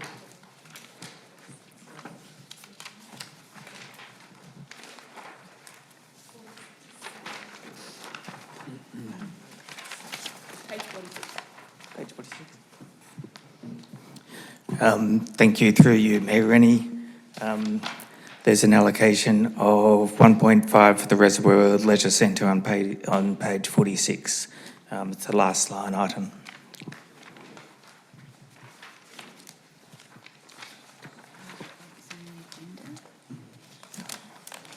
So, Councillor Lawrence, just to be clear, when people say page 46, it's page 64 if you're looking in these pages, but page 46 in the smaller print on the budget. Madam Mayor, I'll just clarify my question again. Can you identify it in the 3 pages of amendments that have been moved to the budget? Mr Cochrane? But through you, Mayor Rennie, there is no amendments. It's not contained in the amendments. It's part of the budget and part of the budget as it was displayed for consultation and adopted by Council on the 8th of April. So I hope that's clear, it wasn't the draft budget.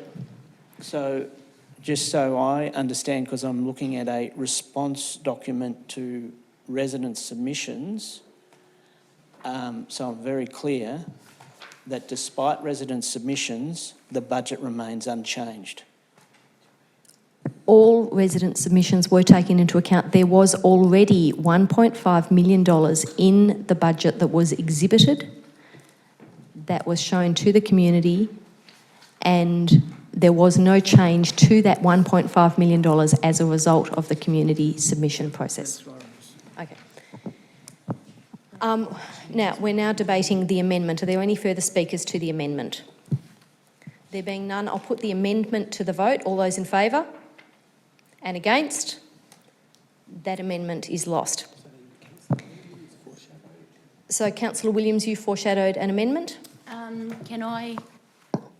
Is it possible to put, obviously getting rid of J and K, but obviously replace, bringing in the boundary fence for Zwar construction of 60,000 and the other 5,000 for shelving and for the canteen?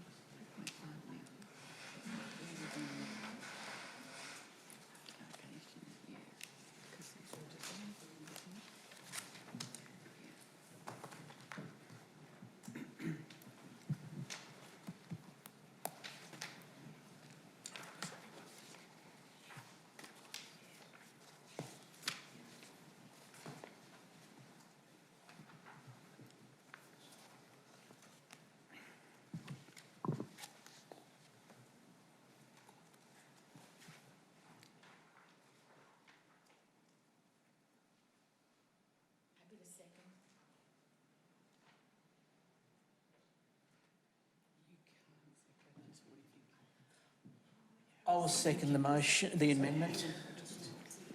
Mayor Rennie, I will second the motion, and there's a hand up and a body up. Coming with blonde hair next time.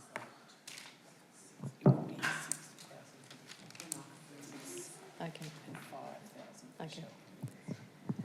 Thank you. I was just clarifying that we can actually have that amendment because we'd effectively voted it down, and it's clarified that yes, we can. Just clarifying the amounts. I've received advice from officers that 60,000 is actually adequate for the fence and that the 5,000 would pay for the shelving and storage. So... and canteen, so it was to help with the canteen, storage/canteen. Storage, so you'd like the /canteen after there. And that's been seconded by Councillor Lawrence. Councillor Messina as the mover. I'd like to ask a question through you, Mayor Rennie. Can Yes. I just get clarification that that was actually the submission by the Preston Bull Lanes for item K, that it agrees with what their proposal was? The storage what? Okay, thank you. I'll seek that clarification from Mr Cochrane, so it might take us a second. But we have this amendment which is moved by Councillor Williams and seconded by Councillor Lawrence.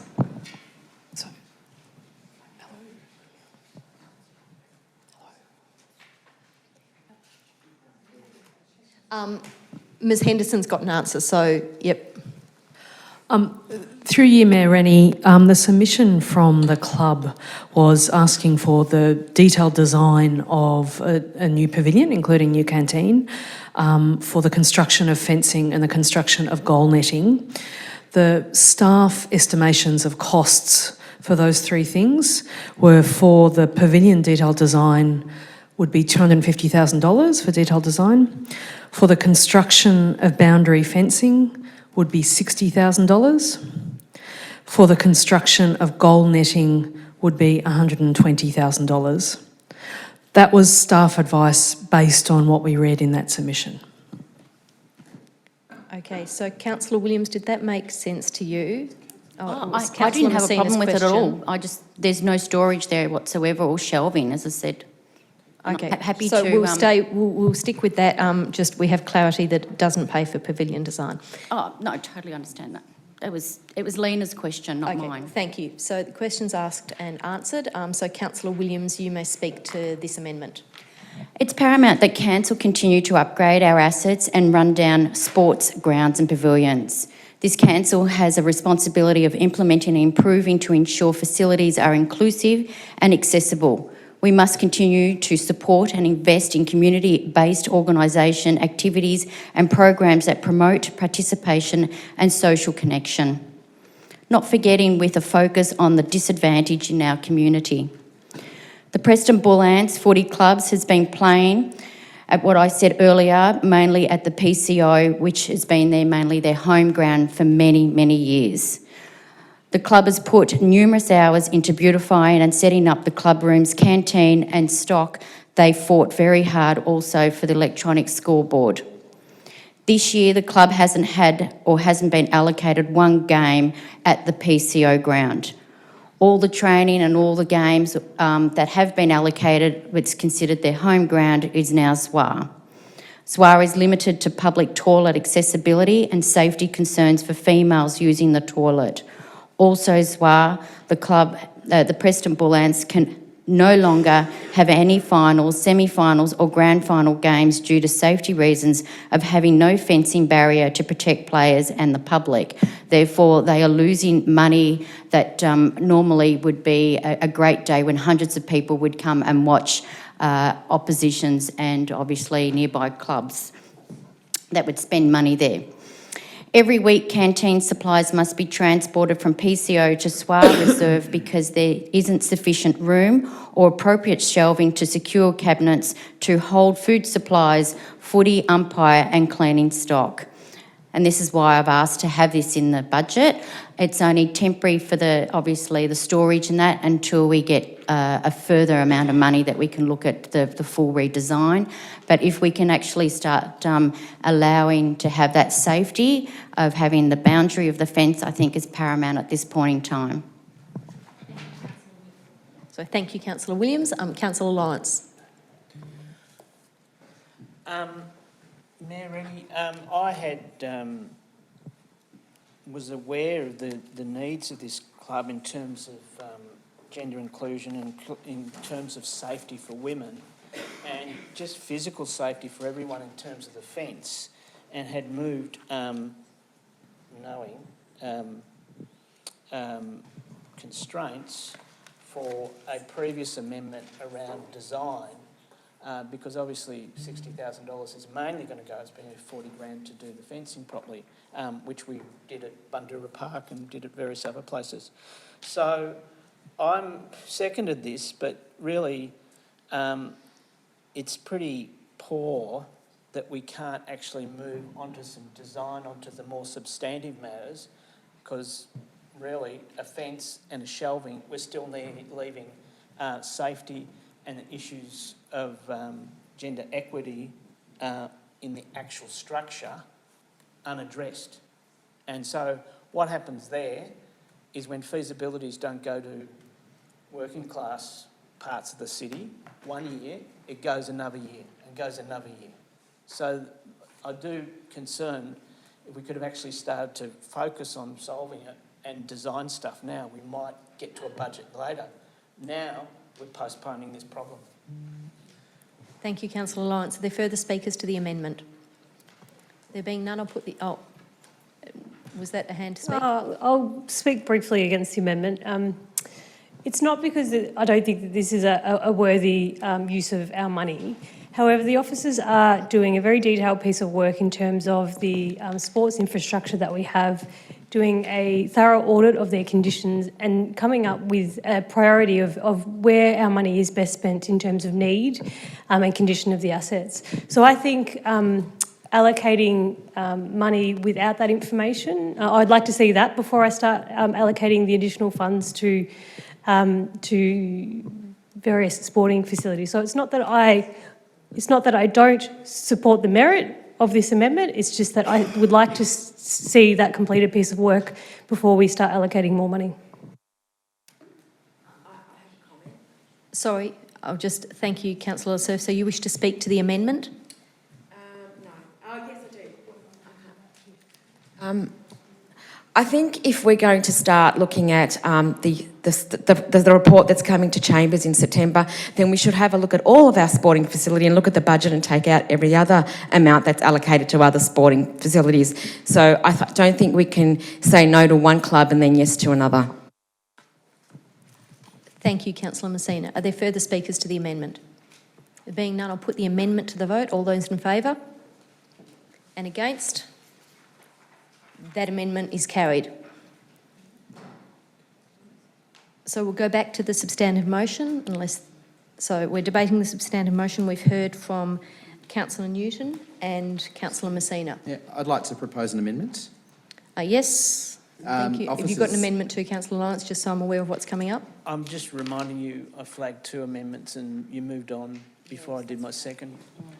Okay, apologies, Councillor Lawrence. Would you like to hear your second amendment now before Councillor McCarthy does? I'm sure he'd be very fine. willing. If it's fine with Councillor McCarthy, I would, because it's very small. Yes, absolutely. Let's do Alteration it. to an existing Please. matter, so it can be dealt with quickly. If we could just get it on screen, and I've just got to add 1 or 2 words to it.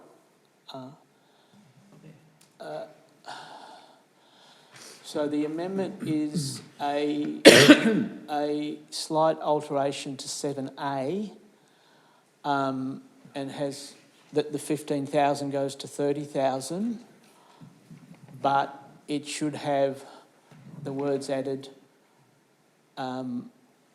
additional expenditure of 30,000 for lighting design and to fund the storage. Thank you for that amendment, Councillor Lawrence. Is there a seconder for that amendment? Can I ask a question before it's seconded, just to understand if I do want to second it or not? Sure. It's just to understand, I'm not sure what it costs at the moment to do lighting design and storage, so I'm interested in whether the amount that's proposed is sufficient for what Councillor Lawrence is proposing. Okay, thank you, Ms Henderson. I think it's... Through you, Mayor Rennie, yes, staff estimate that $15,000 is about what it costs to design sports lighting for a field. Before I ask for seconder, I'll actually ask the mover and the seconder if they accept that. Yes, I do. And accepted. So that's been accepted by the mover and the seconder. That now is the motion. Thank you, Councillor Lawrence. That was quick. Thank you. Quick. I promised you. So, Councillor McCarthy? So officers will have the amendment which is in relation to 6C. It's simply a slight change of words, no change to the amount. And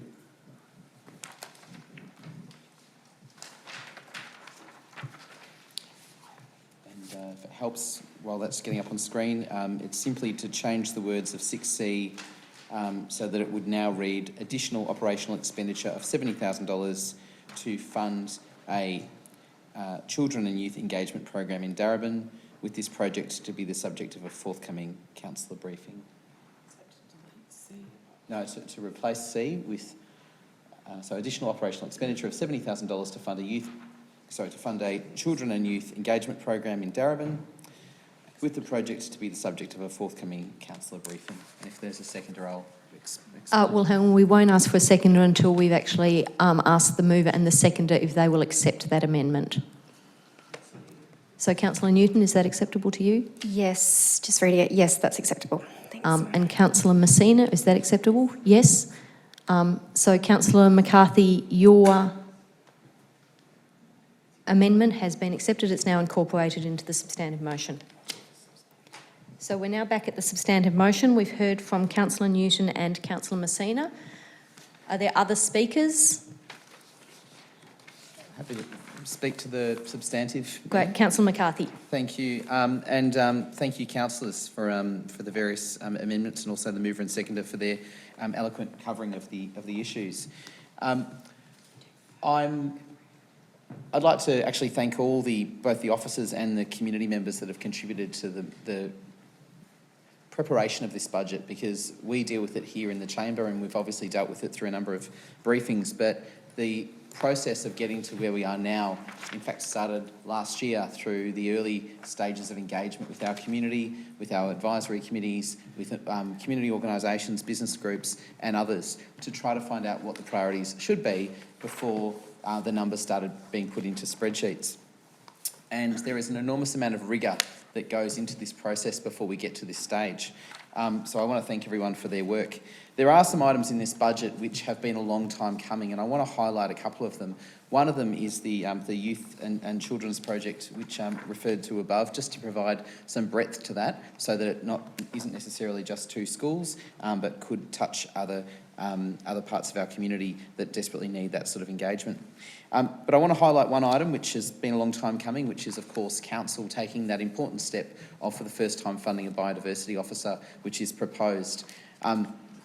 Many years ago, almost 10 years ago, Council undertook a natural heritage management plan, and there have been so many planning applications over the last 10 years that could have had a biodiversity lens put through them, the protection of significant trees.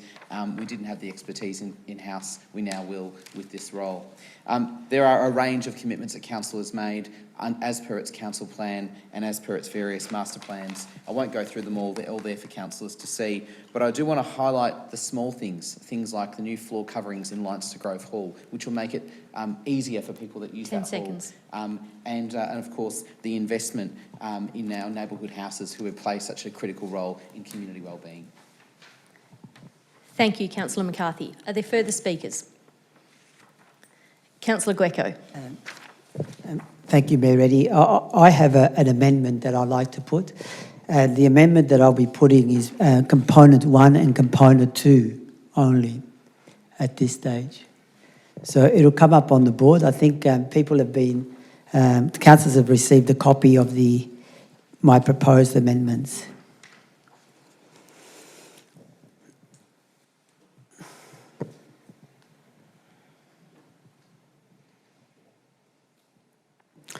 They're up there on the and you can component confirm one that and that's what you component 2. expected.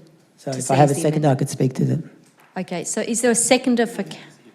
Oh, sorry, is it acceptable to the mover and the seconder? No. No. Okay, so we'll need a seconder. Is there a seconder for this amendment? I'll move, second it. Seconded by Councillor Lawrence, thank you. Councillor Greco. Thank you, Mayor Rennie, and thank you, Councillor Lawrence, for seconding this motion, this amendment. Look, I'm saddened that these changes have not been included in the budget. It's nearly 3 years now that I've been advocating for these changes, particularly around the pensioner rate rebate, of increasing that from the current $150 to $200, and also the freezing of fees and charges for concession card holders, and also having a parking a payment plan for parking fines, as many other councils have, given the elevated nature of our parking fines. And also in relation to component 2 is looking at a feasibility study for possibly a new branch of the Reservoir Library in the northeast of our city, where it's much needed, and also having a graduated capital program in regards to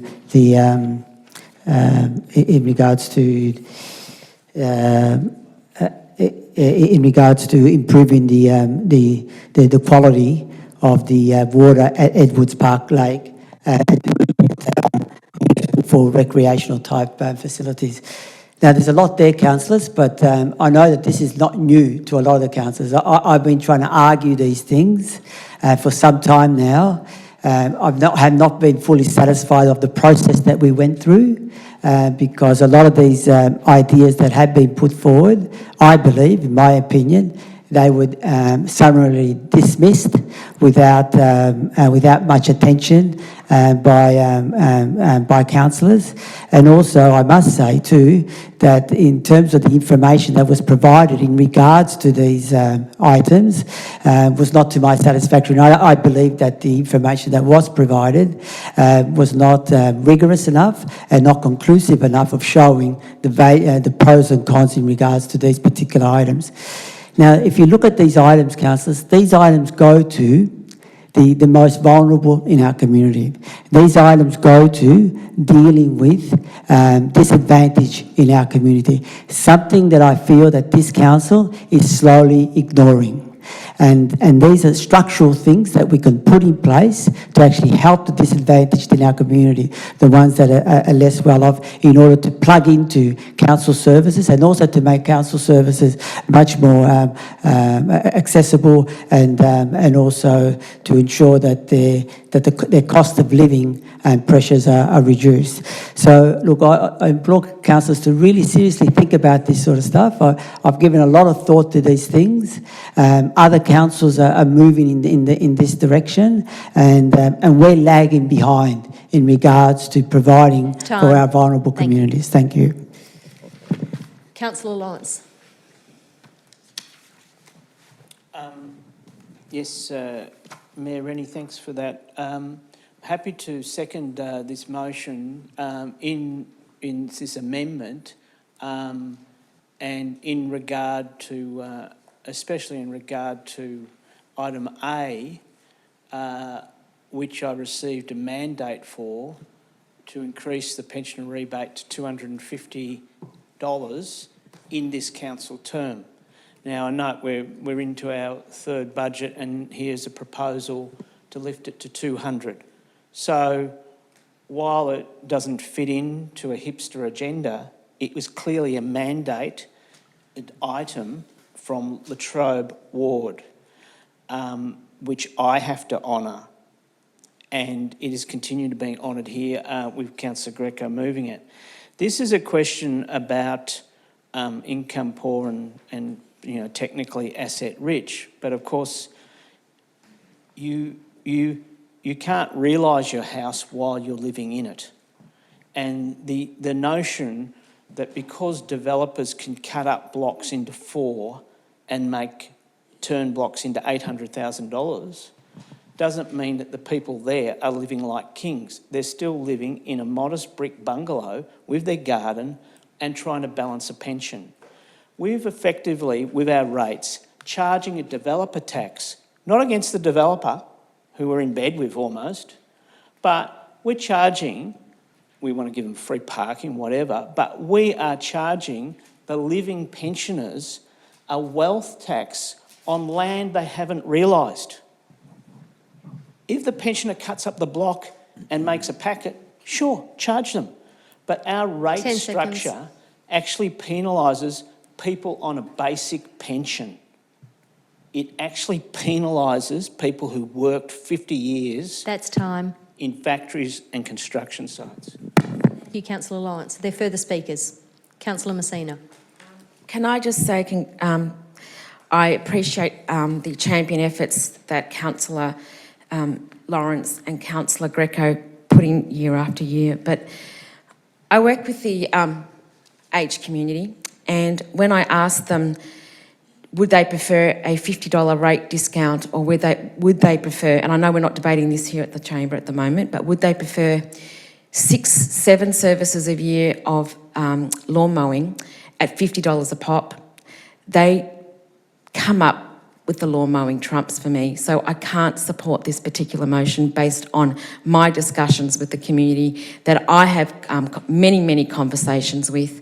Although I do acknowledge that Reservoir, Edwards Park Lake needs major development. I don't know if I can support item E at this particular point. But I do acknowledge that our pensioners are doing it tough, but I don't think the pensioner rate rebate is something that we should consider at this particular time. It compounds year after year. So $515,000 is only what the allocation is for this particular year's budget. But speaking to the constituents, they would much prefer to have a $50 service deduction of their lawn mowing service. Thank you, Councillor Messina. Are there further speakers to the amendment? Councillor McCarthy. I'll speak against this, and I'll speak specifically against the proposal to increase the pensioner rebate. I supported the proposed pensioner rebate that Councillor Lawrence and Councillor Greco brought into this chamber back in, must have been 2009, and at the time I appreciated the point that was being made, but there's a larger point at stake here, which is that if the issue is about providing relief for the rates bill of pensioners, that should be targeted towards the state government, who provides a pensioner rebate that in fact is applied equally across the state. So I would ask the question, and it's a question about equity, which is if the issue is about the rates bill of pensioners, then why wouldn't you be targeting your advocacy at the state government and getting them to increase that for all state, for all residents across the state? The reality is that we also have low-income households who are not pensioners and who also have to pay a rates bill. They're not, in fact, entitled to this rebate at all. So we have an interesting situation here.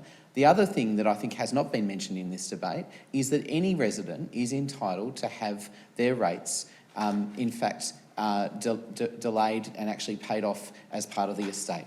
So there is a mechanism that exists. It is taken up by some people, and I know people that have taken it up, where pensioners do not actually have to put their hand into their pocket in order to actually meet their rates requirement.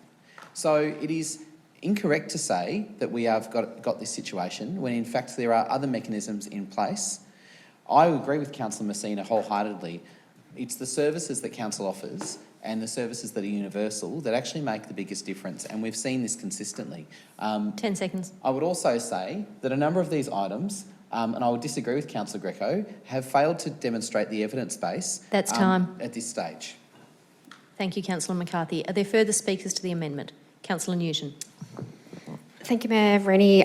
Just briefly, I really want to speak against the amendment, really just echoing what Councillor McCarthy said, just to note that there is a hardship policy for rates where it says that payment deferral occurs when council agrees to ratepayer not making rate payments. So if people are experiencing long-term cases of financial hardship, it means that they won't pay until the house is sold. So I think that does really have an impact. To some of the other points, I just did want to point out that with Edwards Lake, there is money for athletic track design and construction, including as well a changing places disabled toilet facility. And there's also $50,000 for the boathouse redevelopment in there. So I think any claims that Latrobe Ward or Edwards Lake Park is missing out are not correct. And I've made this point in this chamber before, but Thomastown Library is about 500 metres north of Darebin Council. So I think to, again, on the fly, at $130,000 to look at a new branch of the Darebin Library Network in the northeast of Reservoir doesn't meet the need test at this point. Thank you, Councillor Newton. Are there further speakers to the amendment? Not, I'll put the amendment to the vote. All those in favour and against? That amendment is lost. Councillor Greco, did you have another one?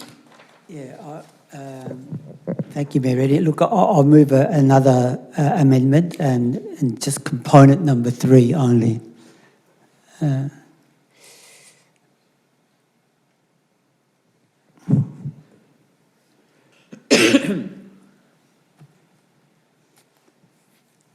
up.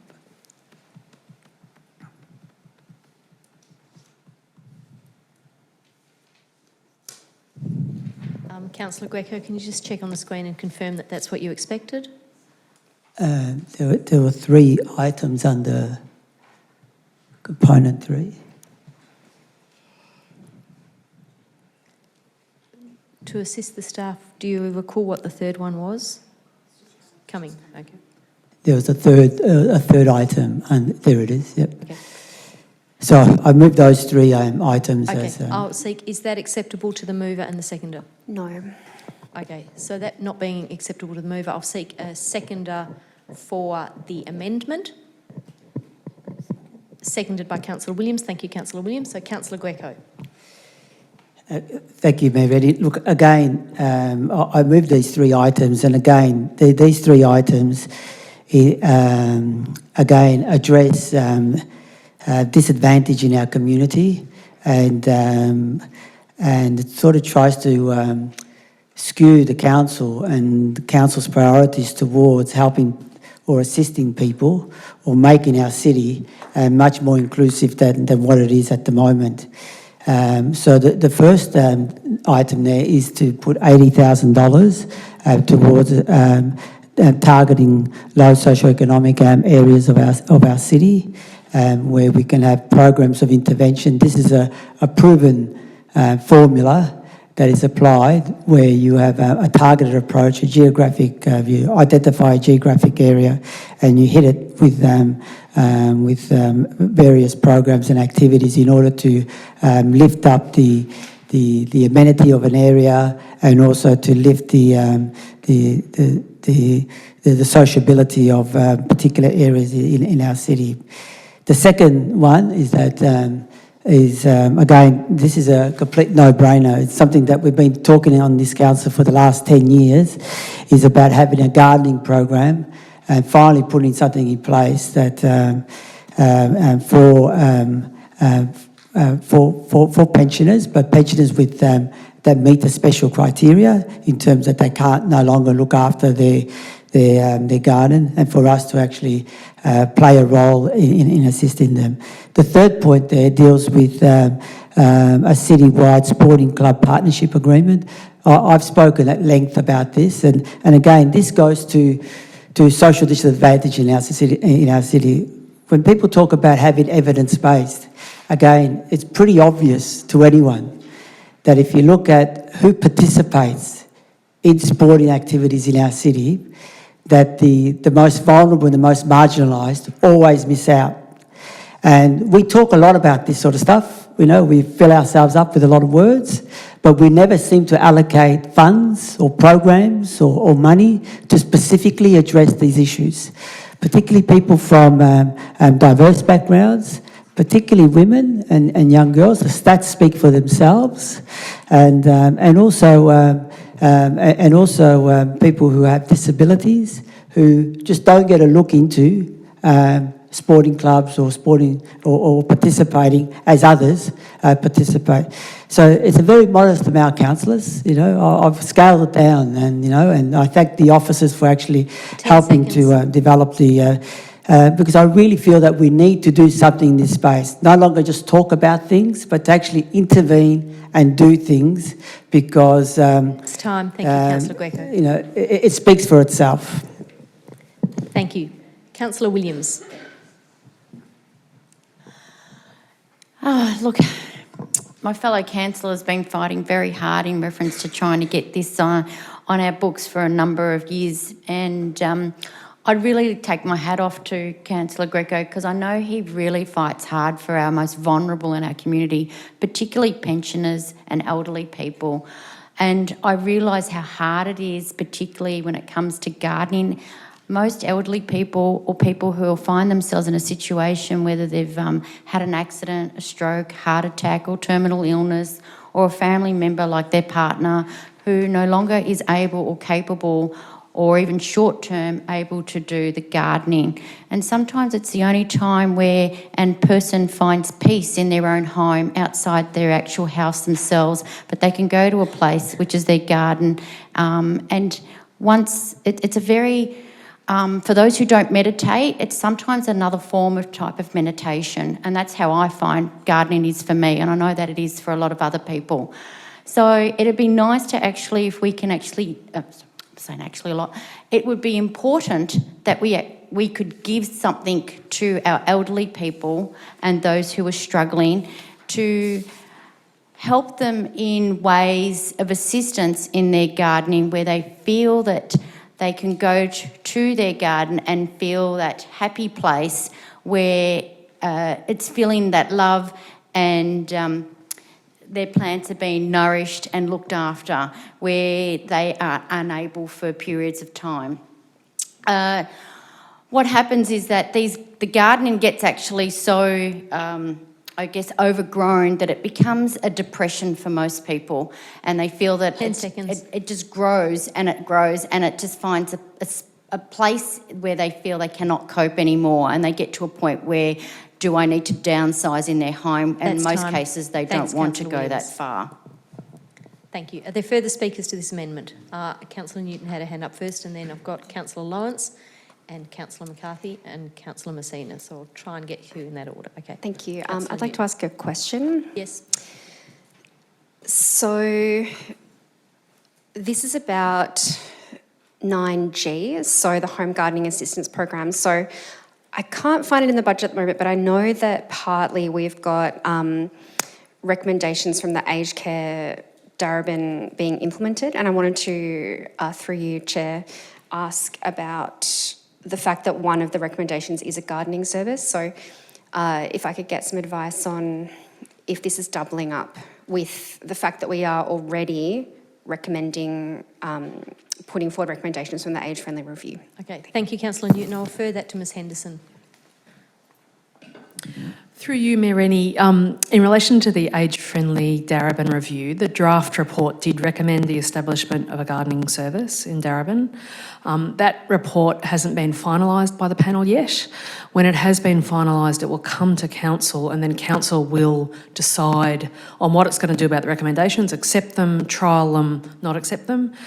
So that will be at the July Council meeting is when that's scheduled to happen. I'll just ask the CEO to add something. Through you, Mayor Rennie, just to also confirm that there is money contained within the budget for the implementation of the age-friendly Darebin review recommendations, an amount of $500,000. Thank you. So, Councillor Newton, did you wish to speak to the amendment? Thank you. Yes, please. So, Mayor Rennie, through you. So just to that point, I'll be speaking against this amendment, and that's particularly going by the response from our General Manager and from our CEO that we've been doing an extensive age-friendly review, and one of the recommendations, one of the many recommendations does include number 18, this is in the draft report, Darebin City Council provides a gardening service which includes mowing plus a focus on Darebin City Council staff working alongside older people to garden.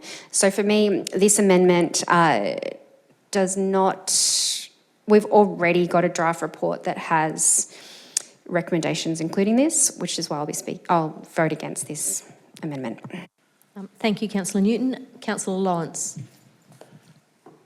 Yes, I'd like to speak in favour of the amendment.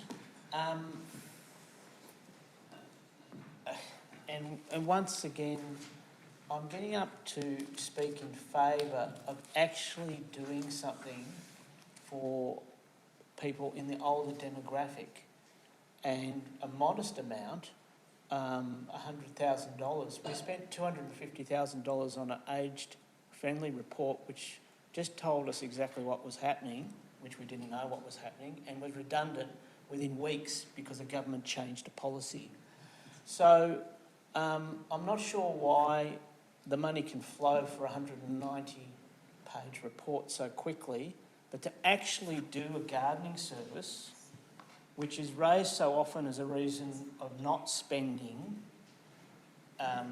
millions of dollars in rate relief across the whole city to 18,000 pensioners, and then it comes up and it's either too early, too late, and there's a repeated pattern of people who aren't represented in this chamber.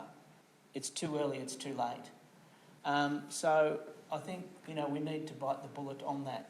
In terms of number F, there was an urban renewal program at the state government with councils to lift the educational, health and employment outcomes in pockets of poverty in this city. It was a leading edge program based on a Labor program in London, UK. It was about really energising state and local government to change lives. When it was wound up, we had the promise from all the councils involved 10 that seconds. we would continue to fight for a removal of place-based disadvantage, and we have intergenerational disadvantage in the part. That's time. Thank you, Councillor Lawrence. So that's been lost again. Thank you, Councillor Lawrence. Councillor McCarthy. Mayor, I'm going to speak against the amendment, but I just take exception to some of the comments made by Councillor Greco earlier in relation to what does and doesn't happen in relation to our sports clubs in this city. I'm a proud parent of a child who plays in, I would say, Australia's #1 women's sports club, being the Darebin Women's Sports Club, which has more female participation than most sports clubs in the country and has a proud history of supporting women and girls. It started because there was an absence of such opportunities in other clubs, and what has happened, in fact, is that other clubs have seen how successful this is and have rushed over recent years to join in that proud tradition of creating those opportunities for women and girls. And you just need to see what's happening throughout the northern suburbs, where football clubs and both types of football, AFL and soccer, are rushing to establish girls' clinics so they can get that support through juniors and into the seniors teams. But it's not just in terms of gender participation, and we've got a long way to go to achieve our own targets. But our clubs are working hard, and some clubs more than others. But it's also in terms of disability inclusion. Now, councillors would just have to Google Darebin Disability and Sports and Recreation to see the extraordinary things that some of our clubs are doing.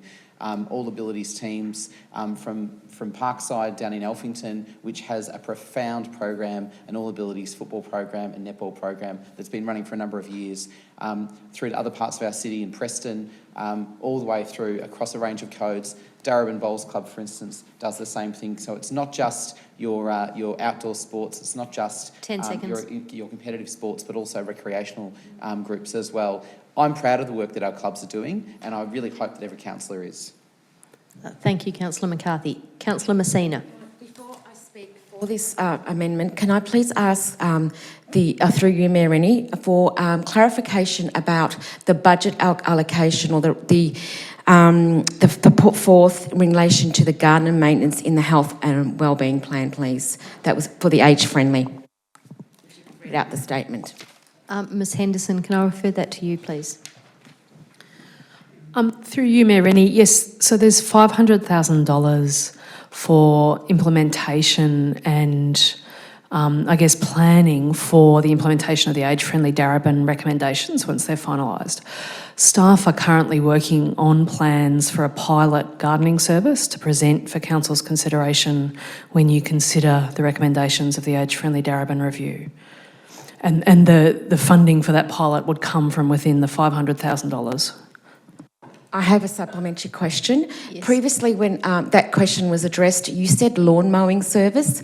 Item G has a reference to a subsidised home gardening assistance program. There is a difference, and there's a difference between age and low-income residents. So I'm going to be proposing that I support Councillor Greco's motion. And the reason I'm doing that is... Can I just confirm that you're now speaking to the motion? Supporting it, yeah. Okay, oh, yes, so okay. Just sorry. We moved from a question into speaking to the motion. All right, yeah, I did, Thanks. sorry. Over to you, Ms. My mind's going at 50 miles an hour. I'd like to support Councillor Greco's motions only because of amendments based on 2 items, and we've just heard from Ms Henderson, and that is that the age and friendly review report that's coming hasn't been passed in this chamber yet. We haven't even debated it, number 1. Number 2, it's a recommendation only. And number 3, it supports only pensioners above 65. That amendment clearly says low income residents. It does not say age, so therefore I am supporting this. I think the recommendation based is on lawn mowing services alone, and this is a home gardening assistance program. It is 2 different things. I therefore am happy to support the amendment. Thank you, Councillor Messina. Are there any further speakers to this amendment? There being none, I'll put the amendment to the vote. All those in favour? And against? That amendment is lost. That brings us back to the debate. Councillor Williams. Is it possible to put the amendment up for the gardening assistance program? We've already got that. An amendment would have to read differently or be different in some way as the earlier one on Swart Park was. Point of order. Mayor Reddy, just previously, we actually pulled out one thing and The wording was slightly and I'm different. let's take out a comma or something like that. Can I just say allocation of 100,000 for gardening assistance for low income, or obviously of residents of need, because they might have terminal illness or something like that with no other family that are able to help them. So we'll try and get some words. So you'd be proposing another amendment, which would be to add a budget allocation of 100,000 to establish a subsidised home gardening assistance program for residents. For residents that,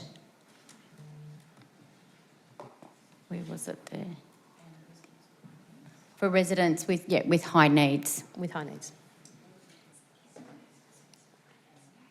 Thank you for that amendment, Councillor Williams.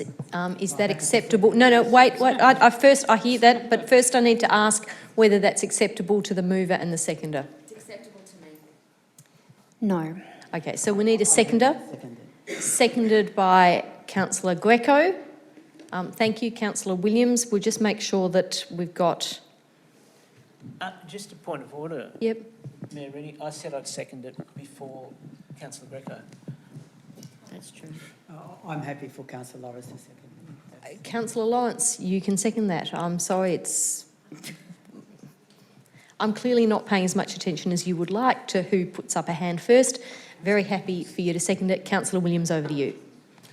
Look, we've heard the debate quite a few times, obviously, particularly the last 6 months, and our officers have mentioned that this particular gardening, and that was for mowing of lawns, where this part of the amendment is to actually for gardening assistance. So that might be a pruning of a tree, that might be pulling out a couple of weeds, that might be just to maintain, or please put that fence paling back so my dog doesn't actually escape. I think it's keeping to a minimum of what a job is able to do and not to go to the... It's obviously to do basic things that somebody is not able to do. That doesn't mean a reconstruction of a fence, or that doesn't mean to spend 3-4 hours of doing multiple, of pulling out weeds, or we're doing an arbutus job of ripping down a fully grown tree. It's to do minor works to help somebody to make them feel comfortable in their own home and outside their home in their gardening, so they feel that they're able to enjoy their outdoor experience in their own vicinity of their home space. Thank you, Councillor Williams. Councillor Lawrence. Yes, Mayor Rennie. I'd like to congratulate Councillor Greco and Councillor Williams for bringing this matter into the chamber twice today. The wording of high needs is really important, and I don't want to give the impression people are prisoners in their homes in Reservoir. They're not. They're actually very active, and they're very active into their 80s, and we have an amazing cohort active in their 80s. But because of lifestyle, other things, we have a high percentage of cancer, higher than national average, higher than national average diabetes, higher than national average stroke, higher than national average arthritis from a big manual working cohort. Now, they cry out to us as councillors to do specific jobs when maybe the one partner has fully got a stroke and immobilised, the other partner is coping with most of the garden, but then they get an overhanging branch notice from the council, and they go to a private firm and are asked for $200 to just get rid of one branch. So I think there obviously needs to be some judgment about how this is applied, but the point is to give those with high medical needs, couples or singles, that little bits of extra gardening, which isn't about mowing. They may even cope with the mowing. They just need these other little out-of-reach tasks done. Thank you, Councillor Lawrence. Are there further speakers? Councillor Messina. Mayor Rennie, there's 100,000 people waiting on a My Aged Care portal waiting just for gardening. And I'm able to say that. I won't have a conflict because I'm not talking about an area that I'm currently involved in. But that's a fact. There's over 100,000 people waiting for services, and the majority wait for services for just some basic hygiene, and they want some gardening. Not only do they want the gardening just to cut the lawn, they want it to tender to their garden for fruit and vegetables and herbs that they've created and they've had in their home garden for many, many decades, but their body is letting them down. So what we're doing is taking away from their food palette. So $100,000 isn't very much to target in particular with our overall scheme of what our budget is. Do they need it? Yes, because it tells us in the note in the amendment that they're due to ill health or permanent incapacity that they are not able to tend to their garden. So I say that $100,000 is quite small compared to what impact we can make on their particular lives, and that includes building of their own self-esteem and putting food on their table based on their vegetables. Thank you, Councillor Messina. Are there further speakers? Councillor Amir. This is indeed something we've discussed previously in this chamber, and my understanding is that there is indeed a very, very high demand for gardening. I would say that probably $100,000 would be insufficient to meet the needs of those who have disabilities, who have illnesses, who are aged. I will be... It's challenging for me, but I'll be voting against this amendment because I think this is something that, as has been recognised, it's such an important thing. There's clearly a gap there.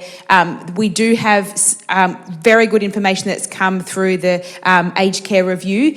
The suggestions of including people with disabilities and with illnesses is a new introduction that I'll be very interested in exploring. Support for people with disabilities was something that came up quite strongly in the last year's budget process, and is something that I would be keen to pursue as, I guess, someone with a disability myself. So although I'll be voting against this, I'll be having some in-depth conversations in the coming weeks to see how we can better support people in these groups. Thank you, Councillor Amir. Are there further speakers? May I ask a question? Is that possible? You can ask a question. I've also noted that Councillor Greco's wishes to speak. Through you, Mayor Rennie, I'd like some clarification. I'd like the gallery and the people listening at home to understand the difference between the recommendation for the aged care review and the disability, because I'm certain that anybody with a disability is not mentioned in the aged care friendly review report. Okay. Thank you, Councillor Messina. So I'll ask Ms Henderson to address the question of the difference between what's proposed here and what might come out of the aged care friendly review. Through you, Mayor Rennie, yes, the Age Friendly Darebin review is talking about older people. It's not talking about people who are not old who have disabilities. The recommendations in the Age Friendly Darebin report are about gardening and mowing.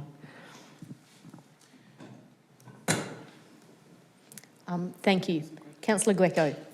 Thank you, Mayor Rennie. Look, first of all, I'd like to thank Councillor Williams for resuscitating this item, and hopefully councillors will hear more of the arguments, and maybe we could take our blinkers off and not vote as a block in relation to this this item. I'm going to actually call a point of order. I believe if I may that is... continue. Look, let's put this into some sort of perspective. We've got a $13 million surplus.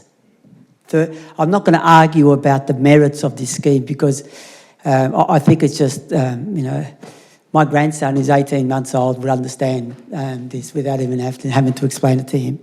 We've got a $13 million surplus. We paid $250,000 to a panel to come back with a report that said boo. Didn't say anything new that we didn't know. And we paid $250,000. That we made a decision of that at the blink of an eye. Here, $100,000, 10 years we've been trying to get this sort of stuff through. And always we have these, oh, but there's a report, it's going to come, we've got to listen to this, let's get another consultant, let's get another report, see how it can be done and things like that. Councillors, these things make a difference to people's lives. That's what we have to understand. These things make a difference to people's lives. Paying $250 to a panel, I'm not sure if that makes a big difference to people's lives. These things do make a difference to people's lives. So, councillors, the other point that needs to be recognised, and why I've been putting this, because residents tell me, they've said to me, Gaetano, for 50 years I've been mowing the council's lawn because I was fit, I could do it. I can't do it anymore. Now, can the council help me? 10 seconds. And this is just, anyway, I'll just leave it there, it's chicken feed. Thank you, Councillor Greco. Councillor Lasserf. I'm not going to speak to the motion, but I just would like to request that you urge councillors to participate in this debate in a respectful way, because I think that some of the things that Councillor Greco just said were offensive, and we're all here to debate, and that we should be playing the issue. I'm not asking for a point of order, I'm just asking you to remind the councillors that we should be here and debating respectfully. I'm an emotional character. Thank you. Okay, Offensive. Councillor Lasserf, thank you. I think that point is well made, and I will ask councillors to avoid any comment which reflects negatively on others. We are all here making decisions based on the information we've had and what we believe to be right and correct, and there is no reason for any councillor to criticise any other councillor for exercising their democratic right to vote as they see fit. I think that's a timely reminder for everyone. Are there further speakers to the amendment? Councillor Newton and then Councillor McCarthy. Thank you, Mayor Rennie. So we're here talking again about a very similar amendment to the previous one. And I want to reiterate the point that I believe that in the Age-Friendly Darebin report, we had 98 recommendations that will be coming to us in a council meeting in July, as the General Manager, Ms Henderson, told us about. The idea that this is a brand new proposal or something that's been coming up for years and years, it's in the report. So we've got 2 recommendations under gardening. It's got number 18, Darebin City Council provides a gardening service which includes mowing, plus a focus on Darebin City Council staff working alongside older people to garden, and 19, Darebin City Council provides nature strip mowing and a trimming service for overhanging trees and bushes, as these can be risk hazards for older people walking and wheeling on footpaths. So the idea... Councillor Newton to the Chair. Yeah, so through you, Mayor Rennie, I won't be supporting this amendment because we have $500,000 allocated to the Age-Friendly Darebin review, which is not coming at any time. This is coming to us in July next month. Okay. Councillor Lawrence, Councillor McCarthy had indicated he wished to speak. Do you have a question, certainly? Yes, Mayor Rennie, I've just got a question. I was going to ask it earlier when it was highlighted. We are getting $500,000 report coming from the age-friendly. So we're not getting a $500,000 report. We're having a report coming to us, and $500,000. I'll ask for Ms Henderson. My question is that indicated there was some gardening or lawn mowing in that, but how does that compare to 100,000? Is it 50,000 or 100,000 in there? I'm trying to understand that. Sure, Ms Henderson.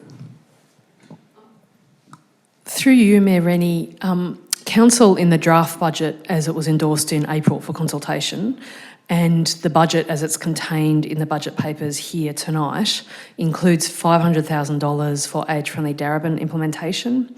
But Council put that into the budget without having yet decided on what it's doing for those recommendations. So at the July meeting, when you consider the 98 recommendations, you'll also allocate how that $500,000 will be used in 1920. In terms of thinking around a gardening trial, $100,000 might get you a relatively small-scale trial, is what I'd suggest. It certainly wouldn't service in any significant way the whole cohort that's described there. We know this would be a service with very high demand, which is part of why we need to plan it carefully. Thank you, Ms Henderson. A supplementary question. Yes, Councillor Lyons? If council was to commit 100,000 for this activity, which seems to cover some of the aged area in the high needs, but it also covers more in terms of disability, and then we received the report and said, well, no, that actually has to double or half, it would still be in council's power in July to decrease or alter this amount? I'll seek clarification in relation to that as well. Through you, Mayor Rennie, if this amendment was passed and then the substantive motion was passed as amended, I'd anticipate that there'd then have to be a further decision by council as to the shape of the service, which might be at the July meeting, might take a bit longer than the July meeting.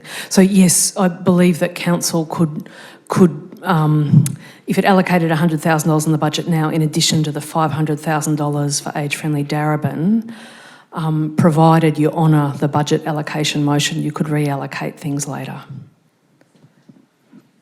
Okay, that clears me my concerns. Okay.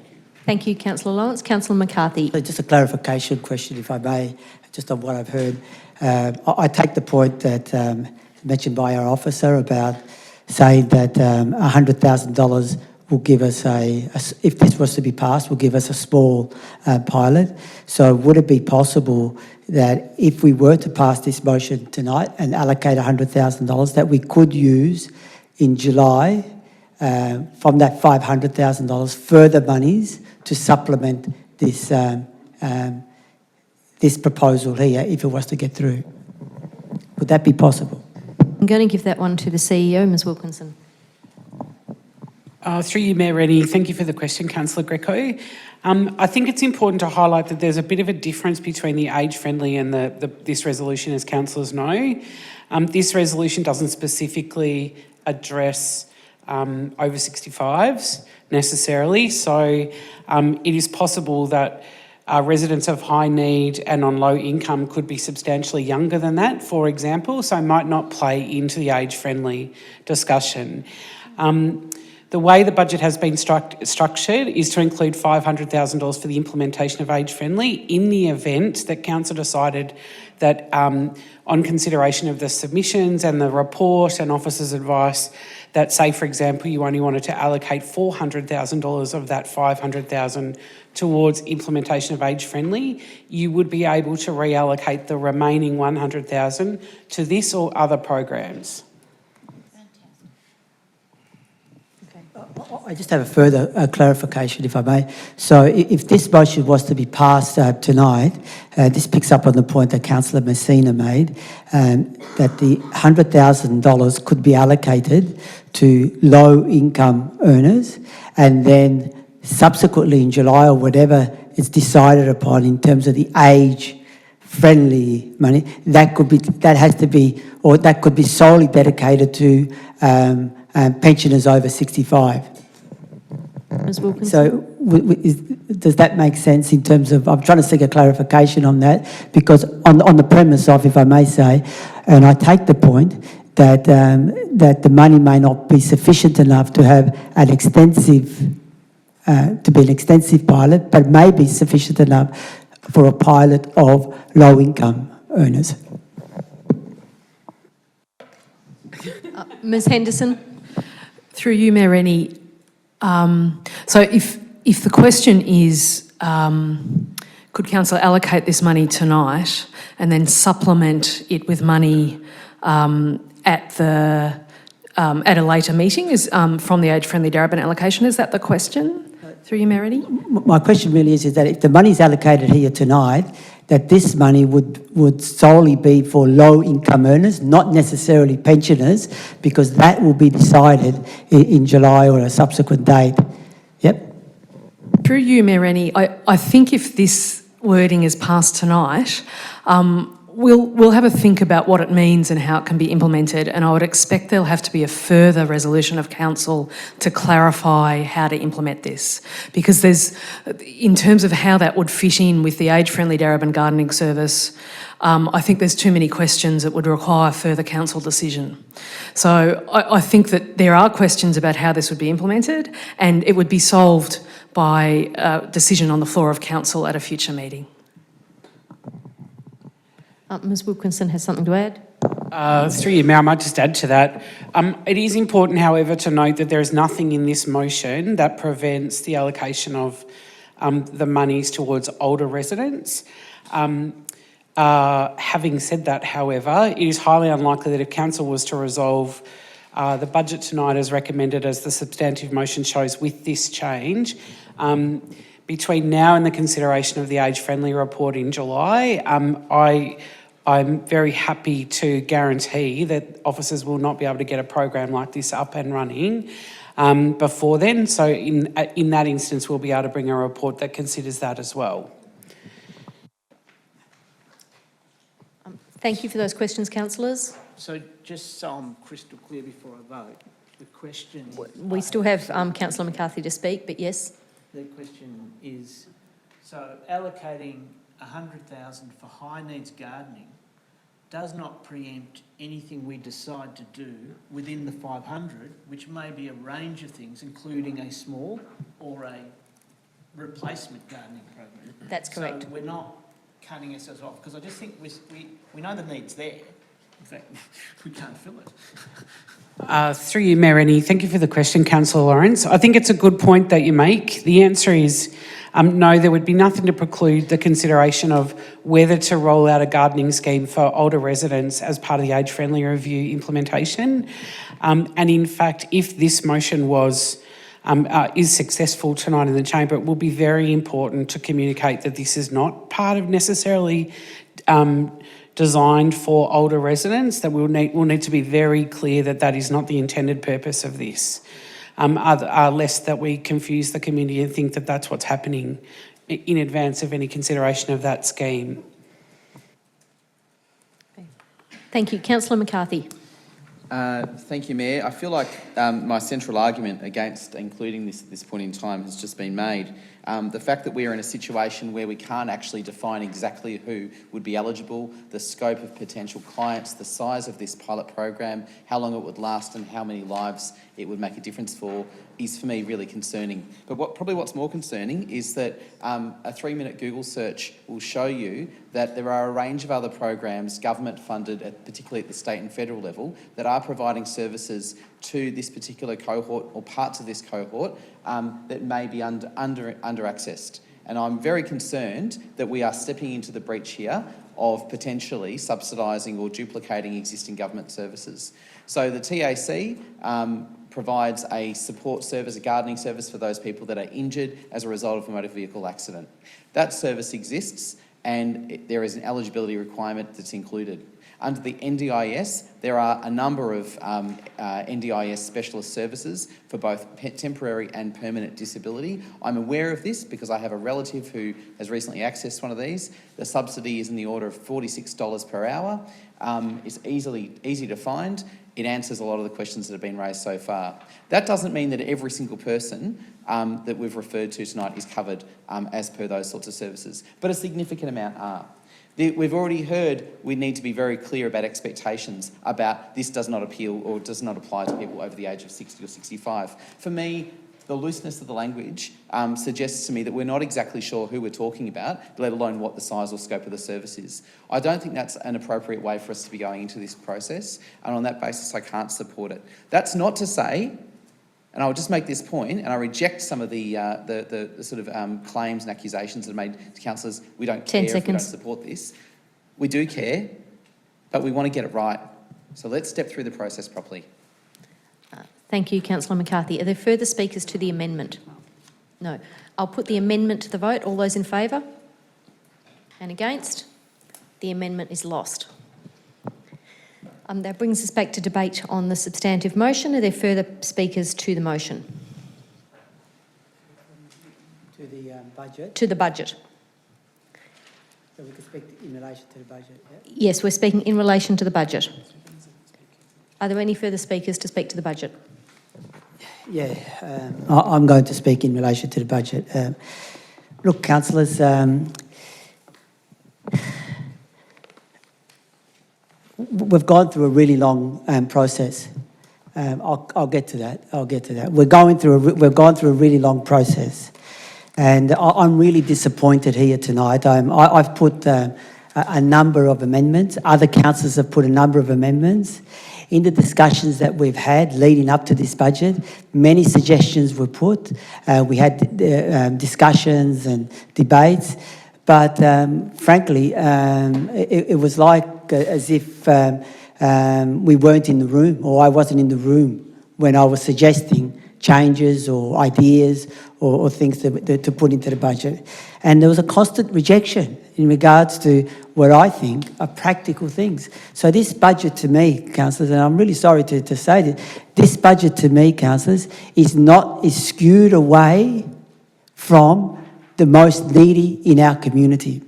Because the items that I had put forward were to address some of the concerns of the most needy in our community.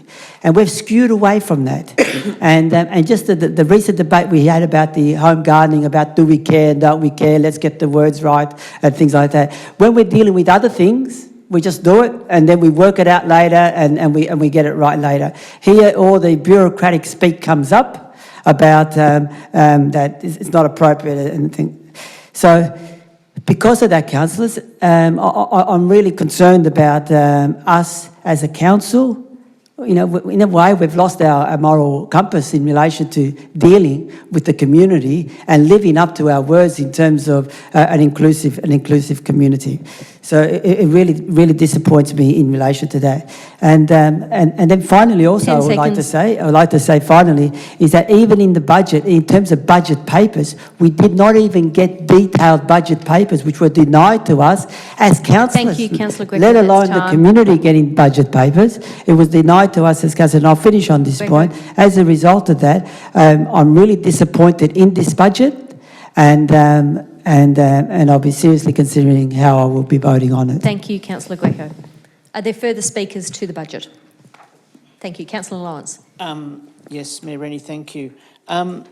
Look, it has been a long night, so I'll be brief, but the issue comes where we consistently have measured outcomes for roads and financials, although we haven't met one of those financials, and for climate change.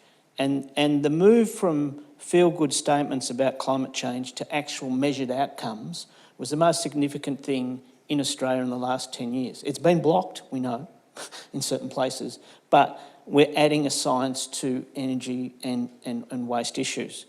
So we have criteria. Unfortunately, we don't have criteria that are feeding through our council priorities on things like intergenerational equity and place-based disadvantage. And we haven't got those targets embedded. So we're left scraping around, moving amendments after amendments to try and re-include the actual strong priorities of our community, that a diverse community in income, in culture, in age, in ability, is actually reflected in our budget. And we have loose aspirational terms about optimising or friendlyising places, but we don't have some concrete objectives that we used to have about disability access, about age access, about language access, and they're not embedded in that. And that's why we're having a painful draft budgets and painful processes, because the legitimate concerns of a large section of our community, geographically and income-wise, are being ignored by a corporate blindness. 10 seconds. I'll say that. So, and again, I may as well have a blindfold if I'm not shown the 20 main business units, because I reckon... Thank you, that's time, Councillor Lawrence. There's $2 million of fat in this, and that's why I wanted $2 million extra for Reservoir. Thank you, Councillor Lawrence. Are there further speakers to the budget? Thank you, Councillor Amir. interesting hearing from my fellow councillors about what they see in the budget, because when I look in the budget, I see something really different. Council offers over 100 services to people all across the municipality. We've got really big chunks of money all across the municipality. We've got more than $3 million worth of sports and rec infrastructure in Reservoir as a suburb. We do amazing work in just things that don't get talked about but are really, really important, like vaccination programs, vaccinating thousands of babies and kids for free. We have one of the highest vaccination rates in the state, which I'm very proud of, given some of the risk factors around the diversity. We have food security programs happening in Preston, happening in East Preston. In this budget, we're introducing for the first time ever homelessness outreach services, which are, we went through a big process to decide what's going to have the most impact, decided to focus on people who were recently homeless to try to get them back into housing. This is on top of a lot of the initiatives we've spoken about recently at other council meetings supporting people at risk. I also take very, very great offence to the countless suggestions that we're wasting money on bureaucracy. 2 points to make on that. Firstly, the alternative is to just go ahead and do whatever, leading to very expensive mistakes, which no one in the community wants. It's absolutely worth putting investment, which is time and money, into making good decisions over doing things on the fly. Secondly, can I point out $45 million for capital works, $18 million for community services, among the other services that council is investing in. As many of you know, I'm very passionate about the climate emergency, very passionate about the great things in here with walking and cycling infrastructure, about diversity programs, but really this is about delivering the basics. Thank you. Are there further speakers? There being none, I'll put that to the vote. There is no right of reply because it has been amended. All those in favour? And against? That motion is carried. Thank you, councillors. I think that was a long and very robust debate. I'd like to suggest now that we take a short break. It's 8:40. I'd suggest that we have a 10-minute break till 8:50 so people can stretch their legs, get a drink. See you at 8:50.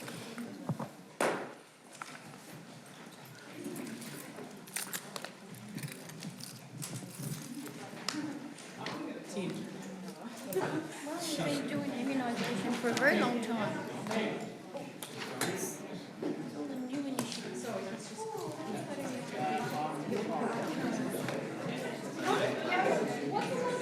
Hello, Gaetano. Hey, hi. Good to see you.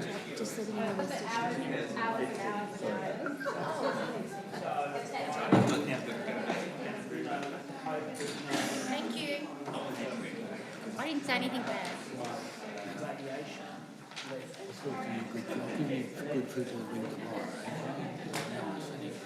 Looking good, John. I'm always feeling good. When you go from a good team, football team like Collingwood, keeps a smile. Oh, that's great. I'm sorry, I'm going to take advantage of a women's toilet break. Yeah, I'll go get with the board. Home now. Yeah. Listen, just quickly, Gaetano, you've got to catch up with me. My dog's won a couple of races since last spoke to you. Yeah, go for it. I've got the video. Listen, I'll talk to you. No, I'm just saying, just be careful what you say.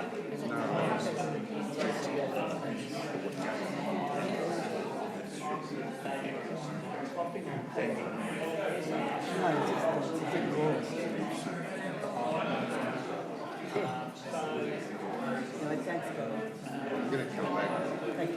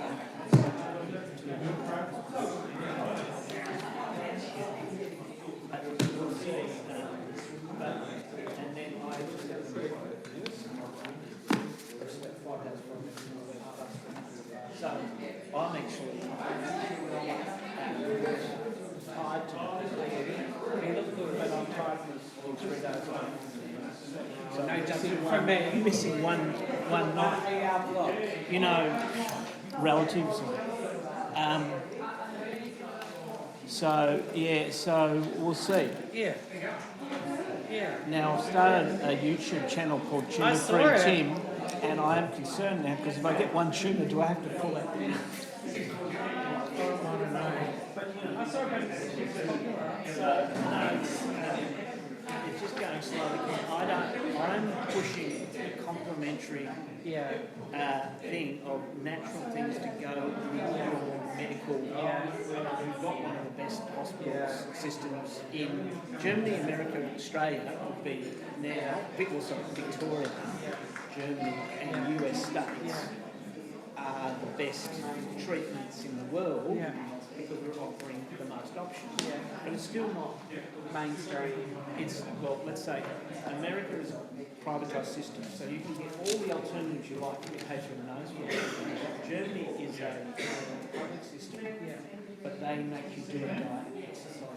While the king, plus they do immuno, blah, blah, blah. UK NHS, they want to give you immunotherapy. Now, not that that works with everyone. No. But in mine, it's a big yes for my particular subset of cancer. So there's so many ifs. And they say, oh, miracle, 6% get better from stage 4 lung cancer. I'm one of the 6%.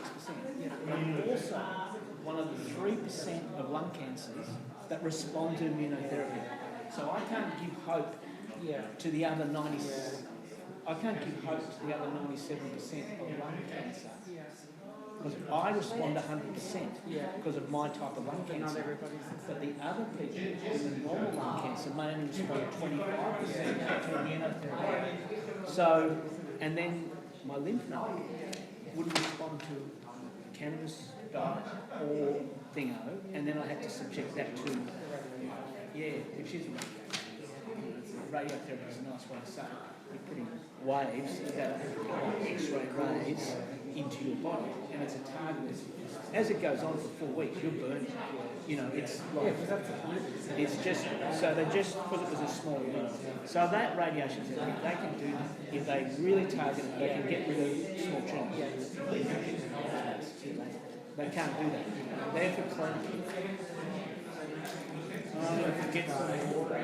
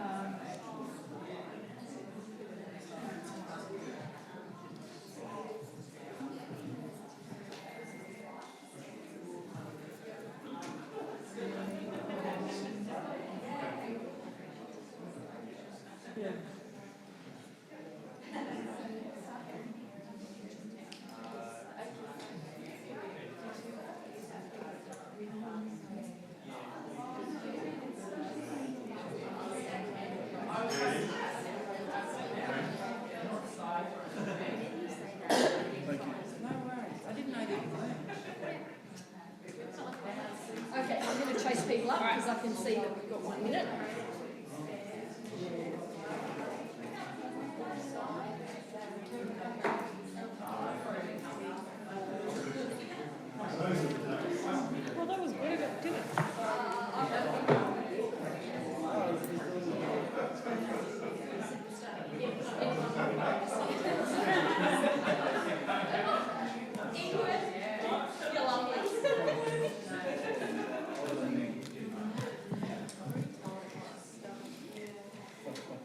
Thank you to members of the gallery and councillors and staff. I think that was a worthwhile break after that marathon effort. But we'll keep going directly with the agenda. So we're up to item 8.2. I'll move that, Mayor. That's moved by Councillor McCarthy and seconded by Councillor Messina. Get in there. Councillor McCarthy. Thank you, Mayor.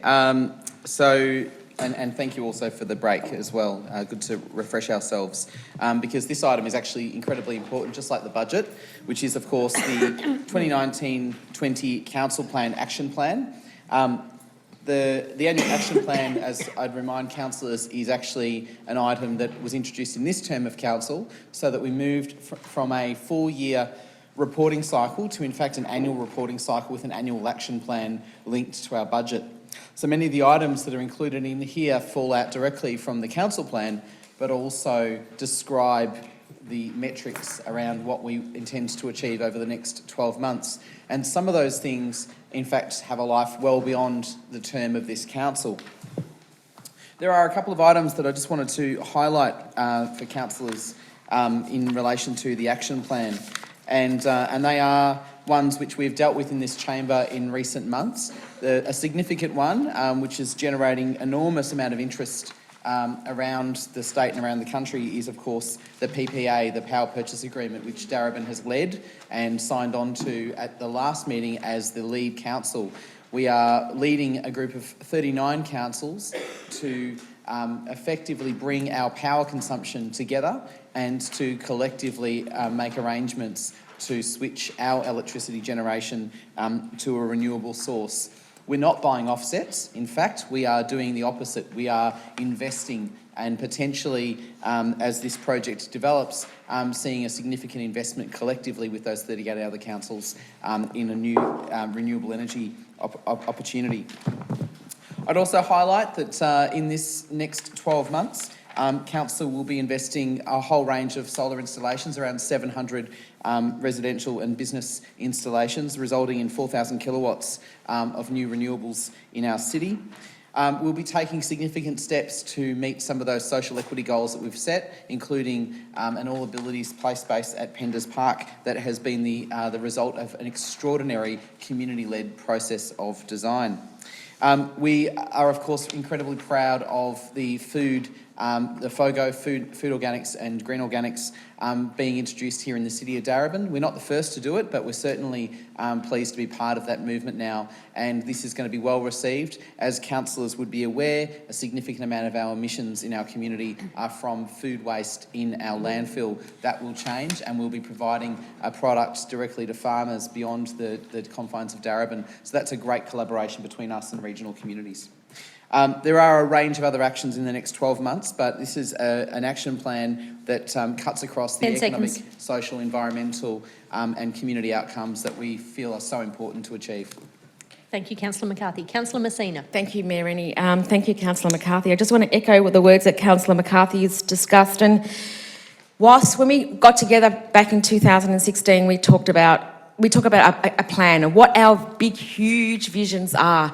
Whilst the budget is about monetary outcome, when we look at goals, it's about what are we going to do? What are the steps? What does it look like? So when I look at this particular council plan, and I don't have my glasses on, but at page 190, there's a vision of the Pitch It winner grand final, and it was about, it was a young gentleman who came up with the vision of putting the tracks onto wheelchair, and he had a vision, and that's what this is. This is our vision and what we're going to implement during that particular time. And I'm so excited. By the 1st of September, we're going to roll out FOGO, and that obviously is one of my pet pet loves, and that is waste. And that is because not only is it costing us a bucket load of money based on the landfill levy, but it's also a process that we need to undergo. We're going back into the basics. But when I also look at this, it was also part of our council plan in terms of waste reduction. So we're doing that with FOGO, that's being met. But looking through the imagery, because I'm looking at the imagery because I don't have my glasses on, and that is because the bull ants, the women, we've done so much in the area of female participation in sport in terms of gender equality. And I'm looking forward to the proposal that obviously congratulate Darebin. We've got 2 of the finalists, or the recommendation in terms of bringing the home of the Matildas to Victoria. And I noticed that La Trobe University and John Cain Park are 2 of the 5 finalists in terms of that. But I also want to talk about the partnership. I'm just turning the page here. The developer partnership model and for a non-profit and community sector to utilise their knowledge, skills and expertise to deliver enhanced program and service delivery outcomes. I'm looking forward to the nominations in terms of that particular private pilot project and in terms of who the winners are. Sorry. That's time. Are there further speakers? There being none, I'll put that up. Councillor Lawrence? We're dealing with plan, yes. Yes, I'd like to speak to the plan. This 4-year action plan, I've spoken to a number of times, and so at a certain point, I suppose I should just be silent. But I'll speak to the main points again. The major problem with the council plan is it prioritises our residents and our diverse communities, number 5, and prioritises climate change as number 1.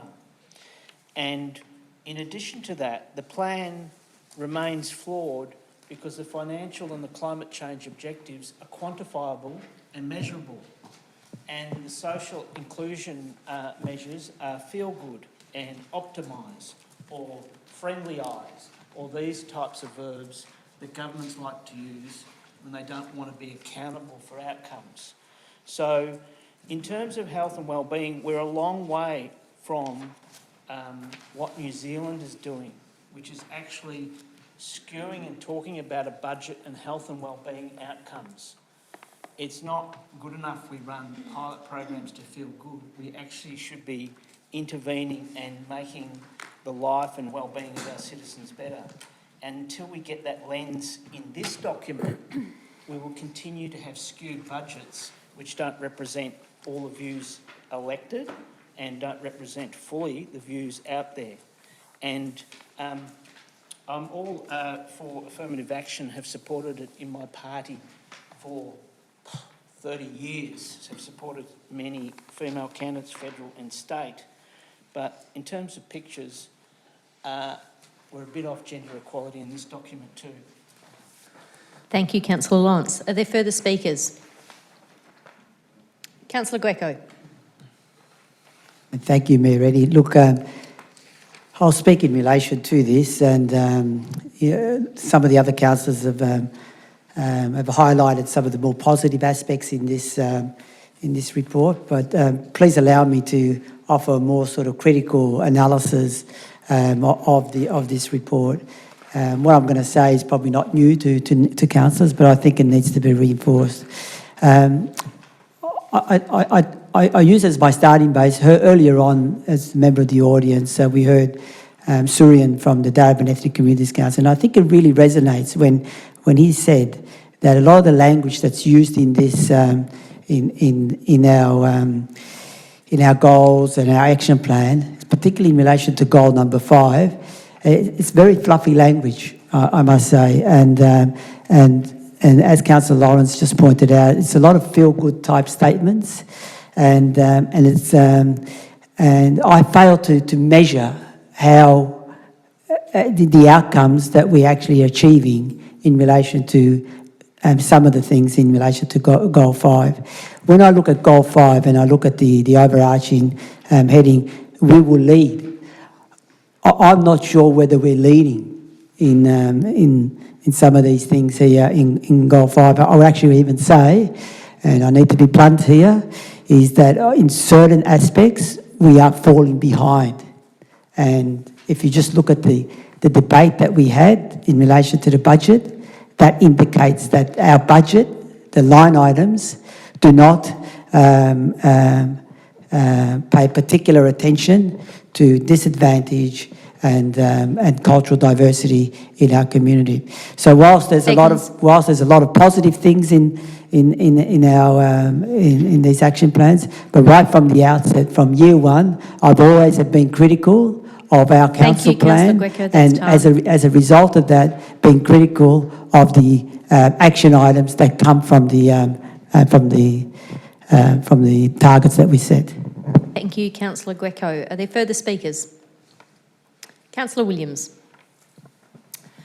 We've had many new initiatives in this budget, which, yes, I'm very proud of. However, this council needs to really continue to show its transparency, be accountable, show equity and inclusion, effectiveness and efficiency, community engagement and ethical decision-making. If council wants to continue to see a better outcome, it needs to bring the whole of the community along. The community actually deserves to be on this journey together with council, especially if council is considering making changes that affects the whole of the municipality, that affects and impacts the future generation. I'm a little unsure, and very similar to Gaetano, whether we've been completely inclusive of the whole community. I'd like to see a little bit more of that diversity and that extra inclusion. Thank you, Councillor Williams. Are there further speakers? There being none, I'll offer a right of reply to Councillor McCarthy.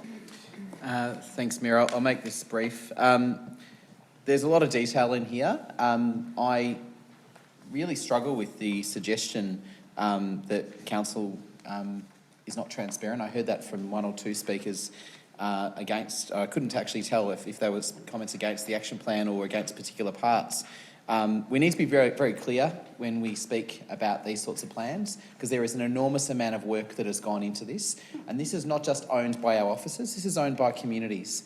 So I would just draw council's attention again to the very clear metrics and targets. For instance, when it comes to immunisation rates, we have, and we do not resolve from this, we have a rock-solid objective to ensure that we get immunisation rates across our community as high as we can, because we want to keep kids safe from diseases that should not exist in Australia and really shouldn't exist around the world.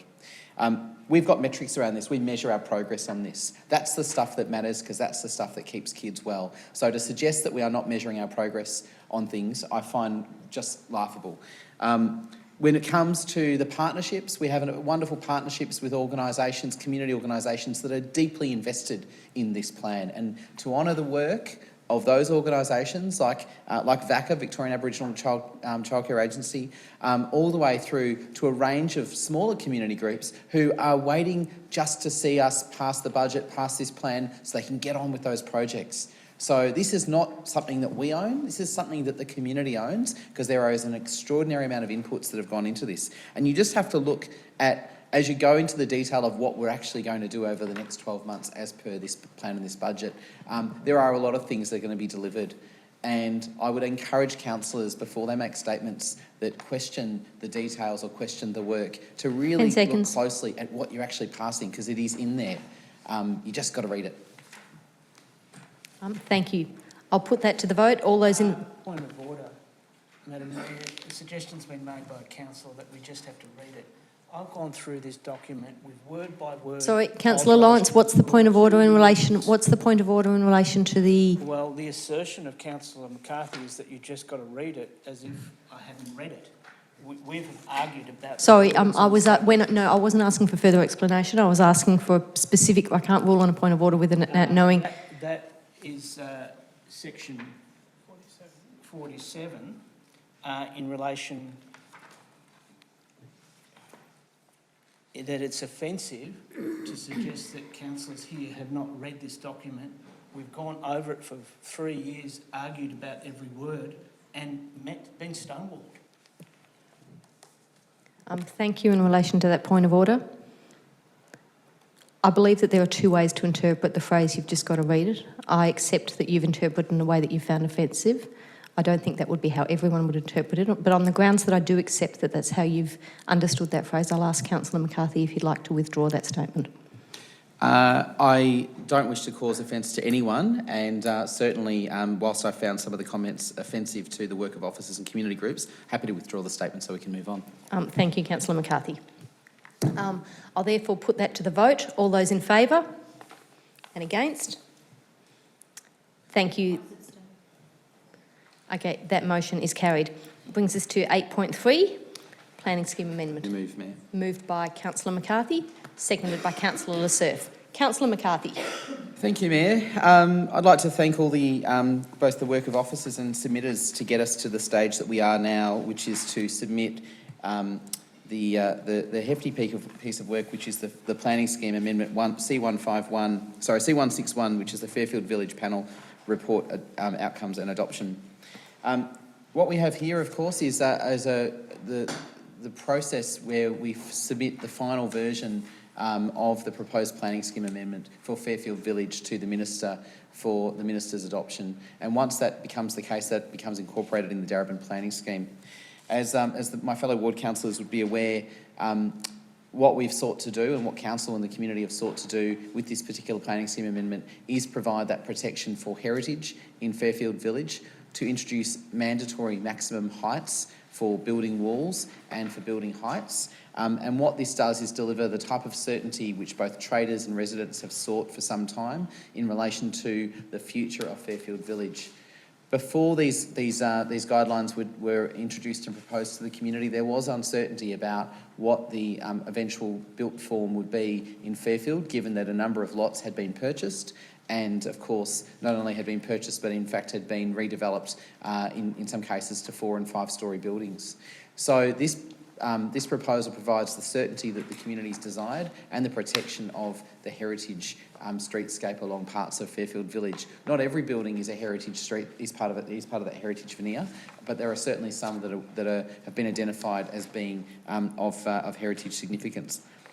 The process going forward, obviously, is now, once this is adopted, and assuming this is adopted by council, keeping faith with the community and all the submitters, is really in the hands of the Minister. And I really hope the Minister does support this, because there's a lot of work that's been underway in relation to this. It was actually in 2008 that council first floated the idea of building and height controls in Fairfield Village. So we restarted that process in this term of council, and it's great to finally get to this stage. And I really urge both the Minister and all the submitters to stay engaged in the process. And obviously, the important thing here is that once this, assuming this is adopted, it becomes law and is defensible through all the various processes. So thanks again to all the officers and submitters, the residents and traders that have appeared in proceedings to get us to this stage, and let's hope for a good outcome. Thank you, Councillor McCarthy. Councillor Lasserf. The only thing I'd like to add is just that the panel, we did ask for mandatory height, building heights, and the panel didn't support us in that request. And while we're accepting the panel's recommendations overall, there is an area there where we think that mandatory heights should be maintained. So, as Councillor McCarthy said, this has been a lot of work over a number of years. I remember sitting around in Fairfield with Gilda, who's no longer with us, but put in a whole heap of work, particularly into the heritage and the design aspects of the amendment. I think that it had really set us up to making sure that the planning scheme amendment that we will be suggesting is adopted maintains the integrity of Fairfield Village for many years to come. We know that through our consultation that village feel is, the number one thing that comes out in terms of what the residents love about that area. And I think that through this planning scheme amendment, we're really going to enhance that. Thank you, Councillor Lasserf. Are there further speakers? There being none, I'll put that to the vote. All those in favour? Against? That motion is carried. 8.4, Planning Scheme Amendment for Shower Street. Moved by Councillor Amir and seconded by Councillor Messina. Councillor Amir. This is a challenging issue that we've been engaging with residents on since the beginning of this council term. I know extending beyond that. So Shower Street is an area in southwest Preston. It's a quiet residential street with mostly detached single-storey houses in Kazali Ward, which is surrounded by a high-growth area very close to the Oakover Village precinct, which is undergoing a lot of development, and St George's Road. Firstly, I wanted to acknowledge the residents who live in the street and the stress they've experienced around some of the uncertainty and their strong desire to protect the residential character of Shower Street. And in putting this forward, it is quite a technical report with a lot of technical information. But I guess in summary, I do also want to acknowledge that we're putting something forward that I know doesn't address all the concerns that everyone has. Partly that's because there have been diverse views expressed by residents and landowners in that street, and partly because of the reality of the statutory environment that we're in and some of the limitations imposed by council jurisdiction and the pressures of the surrounding area. I did want to say thank you to the residents who have been working quite hard on this issue, and also staff to untangle the complexity over the last 3 years or so. So the motion that we've got forward today is at the stage we're at is having heard the submissions that were received. There were 4 submissions received, and we're endorsing the amendment C167. We're requesting that the Minister appoints an independent panel to consider the submissions. I also wanted to note that the submissions were quite diverse, and this was similar to the conversations that I've had with residents at the 2 workshops that have been held, and emails as well. There are some people who do support increased development in the area. Most residents don't. And a lot of what we saw in the submissions was my interpretation, not knowing who the submitters were, but people wanting to retain the things that kept that local, quiet community vibe. So I hope that through this process, this stage of the process, what we're putting forward, going to the panel stage, that we will get to a point where we can go some way to protect Shower Street in the way that residents know and love. Thank you, Councillor Amir. Councillor Messina. Thank you, Mayor Rennie. Thank you, Councillor Amir. I just want to say that we did embark on this journey together 3 years ago, and it's been probably days of our lives, probably gone a little bit longer than that, but it has been like that. Our owner-occupied premises is our little asset. We protect it fiercely. And what the residents of Shower Street did not have was that planning amendment to protect their owner-occupied presence, their little nest egg, their little asset. So I'm hoping with the evolutionary process that we went through, the discussions, and there was such a passionate bunch of people, and they were so open to having that conversation flow and understanding why they were so vulnerable and so exposed. And I want to thank them for their dedication and hard work, and also the officers. There's a lot of work that undertaken to go through this process. So I want to say thank you to the officers, thank you to the residents, thank you to Councillor Amir when we used to have these discussions about the process of what actually was undertaken. I hope moving forward it gives some of the residents some solitude that we did fight for them and that we did listen to what their concerns were, and I hope that the overall outcome is not going to please everybody, but it's going to please the majority. Thank you. Thank you, Councillor Messina. Are there further speakers? Councillor Williams. Some years back, when the planning scheme guidelines were being changed, sadly Shower Street was actually not given the appropriate guidelines that it deserved under the planning scheme. So many years later, I really feel for those who live in Shower Street, because even though this is meant to be straightforward, this is actually a really important part of this amendment, and hopefully we can have it rectified, and those who are living in Shower Street and living around Shower Street can have some peace once and for all. And I just hope that we do get a great outcome regarding this. So It's taken many years. I'd like to thank officers, and as I know, it's been a real can of worms for this particular site. And let's hopefully that it will embark and it'll become part of the proper planning guidelines. Thank you, Councillor Williams. Are there further speakers? There being none, I'll put that to the vote. All those in favour? That motion is carried. That brings us to 8.5, Declaration of Fairfield Village Business Precinct Special Rate Scheme. Happy to move, Mayor. Moved by Councillor McCarthy, seconded by Councillor Lasserf. Thank you, Mayor. As councillors would be aware, we've already gone through the hearing of submissions process in relation to the declaration of the new Fairfield Village Special Rate Scheme. We have, of course, had a special rate scheme in place in Fairfield Village, in particular the Station Street area, but councillors would be aware that the village extends beyond there as well into some of the adjoining streets. There were 4 submissions, as councillors will recall, 1 verbal presentation at the hearing of submissions meeting, and obviously quite a bit of interest in what the benefits are in relation to this scheme and its renewal. The recommendation is pretty clear there, which is to proceed and obviously to communicate to Fairfield traders who would be both the beneficiaries and also the funders of this scheme, council's intent to proceed. As councillors would know, when we do have a special charge scheme in place, it is designed largely to support the collective marketing activities of the shopping strip, and those are done in partnership between council's business unit and the traders and their traders association. So it is a genuine partnership. We have a very successful scheme in place in Fairfield, and of course a similar one in Northcote that goes back a similar number of years. So on the basis of the report and the way that it's canvassed the issues and the concerns raised, I'm happy to support the recommendation as listed. Thank you, Councillor McCarthy. Councillor Lasserf. I agree with everything that Councillor McCarthy said. I just wanted to, highlight some of the activities that have been happening over the last few years down in Fairfield Village.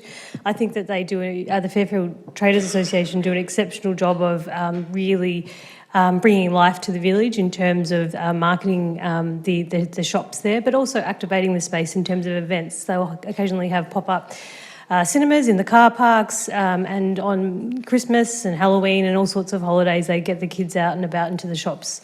So I think it's a really good way, some of the events and the way that they market that strip has been a really successful way to bring people and keep people into the village. Thank you, Councillor Lasserf. Are there further speakers? There being none, I'll put that to the vote. All those in favour? That motion is carried. That brings us to item 8.6 on the agenda. I believe that there is actually an attachment B which appeared correctly online, but may not be the same as the printed version. So I'll just make sure that everybody has that.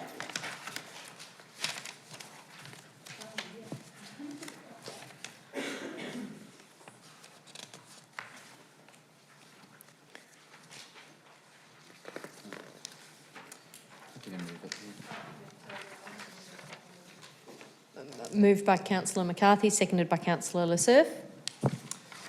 Councillor McCarthy. Thank you, Mayor. In a similar vein, in relation to the previous item, we've gone through the hearing of submissions process. We've come out at the other side, and in relation to the Northcote Special Charge Scheme, which obviously is also a long-standing scheme, we are at that final stage at the point of declaration. In relation to this particular scheme, we saw 2 submissions received, and one of those submitters thankfully provided a submission at the hearing of submissions committee, and we welcome all contributions as we did with the previous item. Regardless of what people have to say, sometimes they're seeking clarification, sometimes they're supportive and sometimes they're opposed. In relation to this scheme, obviously the Northcote precinct has a very strong history of highly visible promotions, and in many years past, over many years past, has had a number of festivals and events that have helped draw crowds to the area. And of course, it is a highly successful shopping strip and continues to evolve and grow. The money's raised through this scheme in the order of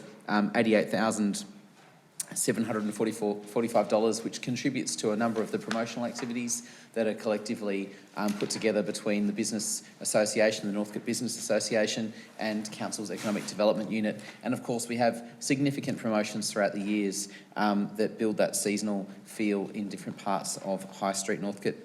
I don't have anything other than complete support for what's been proposed here.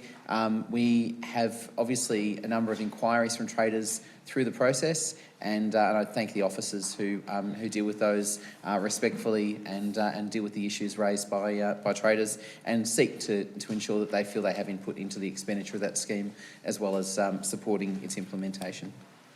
Thank you, Councillor McCarthy. Councillor Lasserve. Are there any further speakers? There being none, I'll put that to the vote. All those in favour? That motion is carried.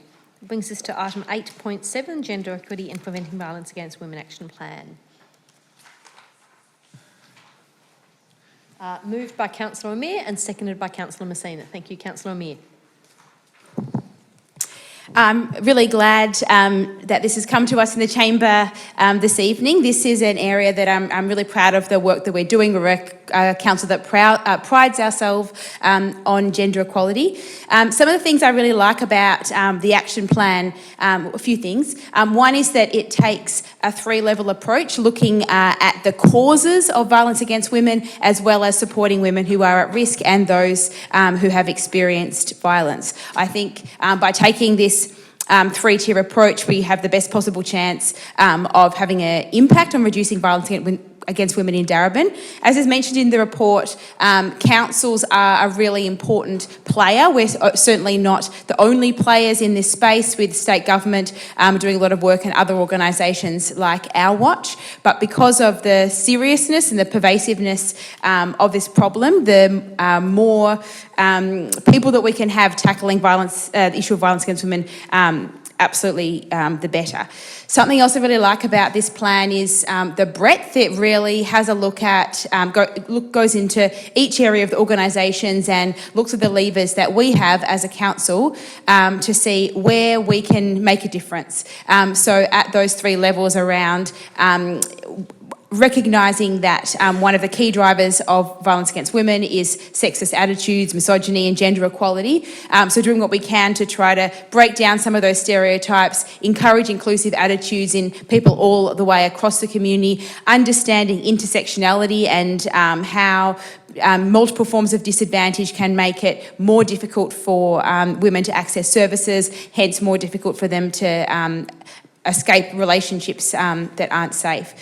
Something, I suppose, as I'm a young woman myself and someone who has been a victim of violence against domestic violence, something that's really important to me is making sure that this is something that we talk about and that everyone in the community can think about what they can do to support stopping violence against women. So that might be challenging sexist jokes, that might be having a chat with a friend who they feel maybe doesn't feel safe in their new relationship. That can be talking about their own experiences or talking to other people in their lives so that they can make those changes as well. One thing I was reflecting on that sometimes, you might say something, whether it's something like challenging a sexist attitude or supporting someone who is in a violent relationship, and that comment you make at that time might not make a difference then, but if you say 100 times, 100 people say say something 100 times, you never know when it might be that one thing that will make the difference, that will make someone reconsider their behaviour, get help, get out, and hopefully help women stay safe in Darebin. Thank you, Councillor Amir. Councillor Messina. Thank you. As one of the eldest councillors here in the chamber, I just want to say that women have come a long way in terms of organisational leadership. Our community voted first time, 3 women to serve 1 ward. 6 out of these 9 councillors are women. 3 out of the 4 positions and plus the CEO are females. And we've had our own very own Kim Lasserve, Mayor twice, and now Councillor Rennie. So we lead the way here at Darebin. When we look at this particular plan, we look at the word violence. And through violence, before there's violence, there's abuse. And, As a councillor, I have been abused, and I've been abused by a constituent, and I had to take out an intervention order. Somebody in the community who saw me speak or saw a photo, and I had nothing to protect myself with. For months and months, I had this man pestering me, and I had no protection. I had to go to court to save myself. I wasn't safe in my own home, and I do this because I want to do this role to make a change in the community, yet there was no support to protect me. I had to stand in a room with this man for 5 hours while he sat behind me, and at the end of the day, I walked out of that courtroom and I still don't feel protected. So if myself in this particular role that I undertake, I don't have that protection, what about somebody who's living through that in a home environment? And what this does is bring that to the forefront. So I hope this changes somebody else's life. Sorry. Thank you, Councillor Messina. Are there further speakers? Councillor Williams. Predominantly, women are the victims, usually, when it comes to family violence. Family violence doesn't affect people. It doesn't matter how much money you earn. It doesn't matter how old you are. And it doesn't matter what background you are. Usually, I think it's important that every male out there, because they're usually the ones that are doing the damage, and I think it's important that you think about that could be your mother, your auntie, your sister, your daughter. So before you decide to crack a joke, if you're around your friends or your mates or having a beer, think about it. Think before you speak. Think before you lift your hand up or make abuse. Think before you decide to raise your voice, because you're not only impacting the person that you think you care about or you love, but it's also affecting others around you, and that might include children. I'm very proud of this council. Particularly, we have, I believe still to this day, that we have the only officer that works here on council that works solely in regards to family violence. Over the years, I have gone to several funerals, including Tara's in Queensland. Her husband, she went to drop her child off at creche, and her husband ran her down into the ditch, and she was knocked unconscious, and he decided to get a fire extinguisher and knock her out then and there and kill her. That was horrific, going to that funeral, considering she left a little child that was left in creche that day. It's very impacting, and it comes at all different levels. And as I was saying, and it's also the elderly. As I was saying, it affects everybody at different ages, at different times, and it could be one of your family members. Thank you, Councillor Messina. Are there further speakers? It's actually Councillor Williams. Sorry, apologies, Councillor Williams. I do apologise. Councillor Lawrence. Yes, Mayor Rennie. Look, I'd like to thank officers and all the councillors involved in the production of this report. And it's a very detailed report about the detailed actions on a social issue in this council. And it links the attitudes of men to women to the outcomes of violence that we know about. And what we know nationally is the rate of deaths by intimate partners is something that is like one of the two or three top preventable deaths in any category. So you have workplace deaths, road deaths, and then deaths by domestic intimate partners or ex-partners. We've seen it here in Darebin too often, in Marylands, in cases that have gone to court. We've seen it in Plenty Road. So it affects older, younger, etc. Alarmingly, in this report, it actually points to deaths by intimate partners as being the most likely cause of premature death. I think it's between 44 and 15 in the middle years years of women's lives. So it is a gendered violence. Now, often online, I'm quite amazed by the debate about this, because, as Councillor Williams pointed out, the predominant domestic violence pattern is almost 90% male against female.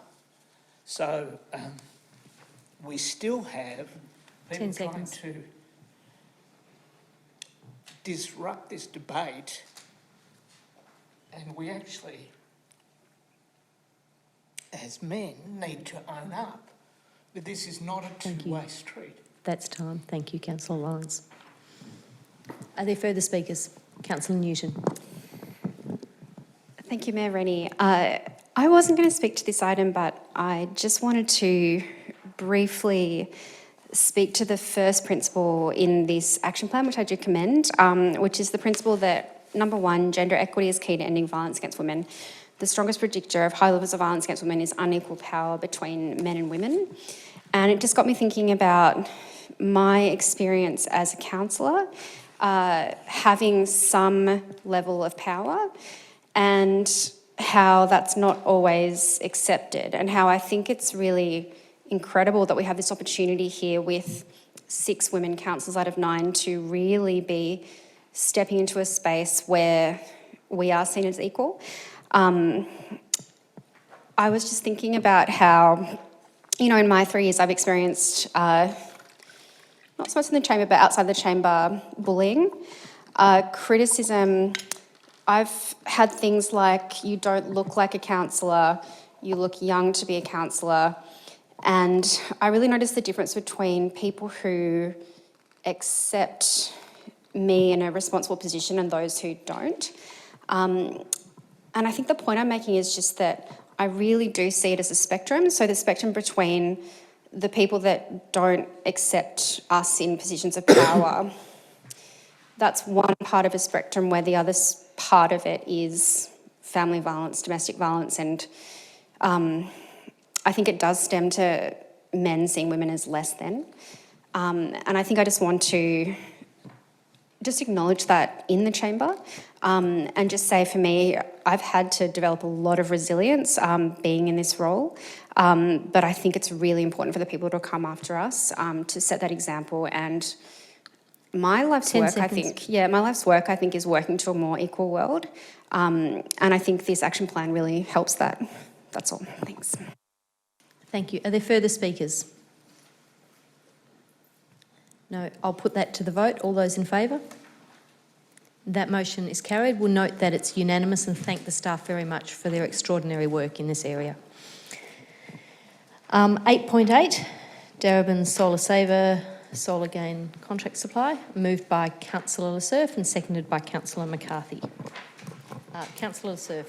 Okay, so this motion is to extend a contract that we have with Solar Gain PV, an organisation that is, I guess, a delivery partner in our Solar Saver program. What this motion will do is extend the contract from 3 million to 3.5 million and allow us to complete the installations over an additional month.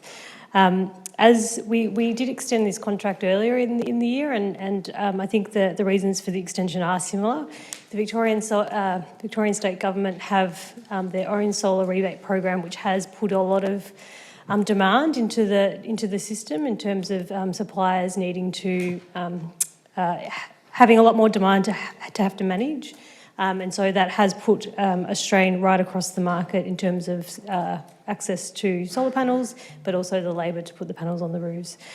So I support this recommendation from the officers to extend the contract so that we can just make sure that we get through this round of solar savers and make sure that everyone that has signed up to the program this time round will get their panels, and hopefully by September. Thank you, Councillor Lasserf. Councillor McCarthy. I think Councillor Lasserf has covered it really well. I just would note, and the report outlines this pretty clearly, that to keep faith with residents who have signed up to the process and have gone through the process, and to be able to deliver those solar installations in a timely fashion, we really do need to maintain the commitment in relation to this, and that's what this proposed contract extension enables. I would just draw councillors' attention as well to something which I found particularly interesting in this report, which is on page 88 under communication. The fact that we have over 950 residents on our registered interest waiting list.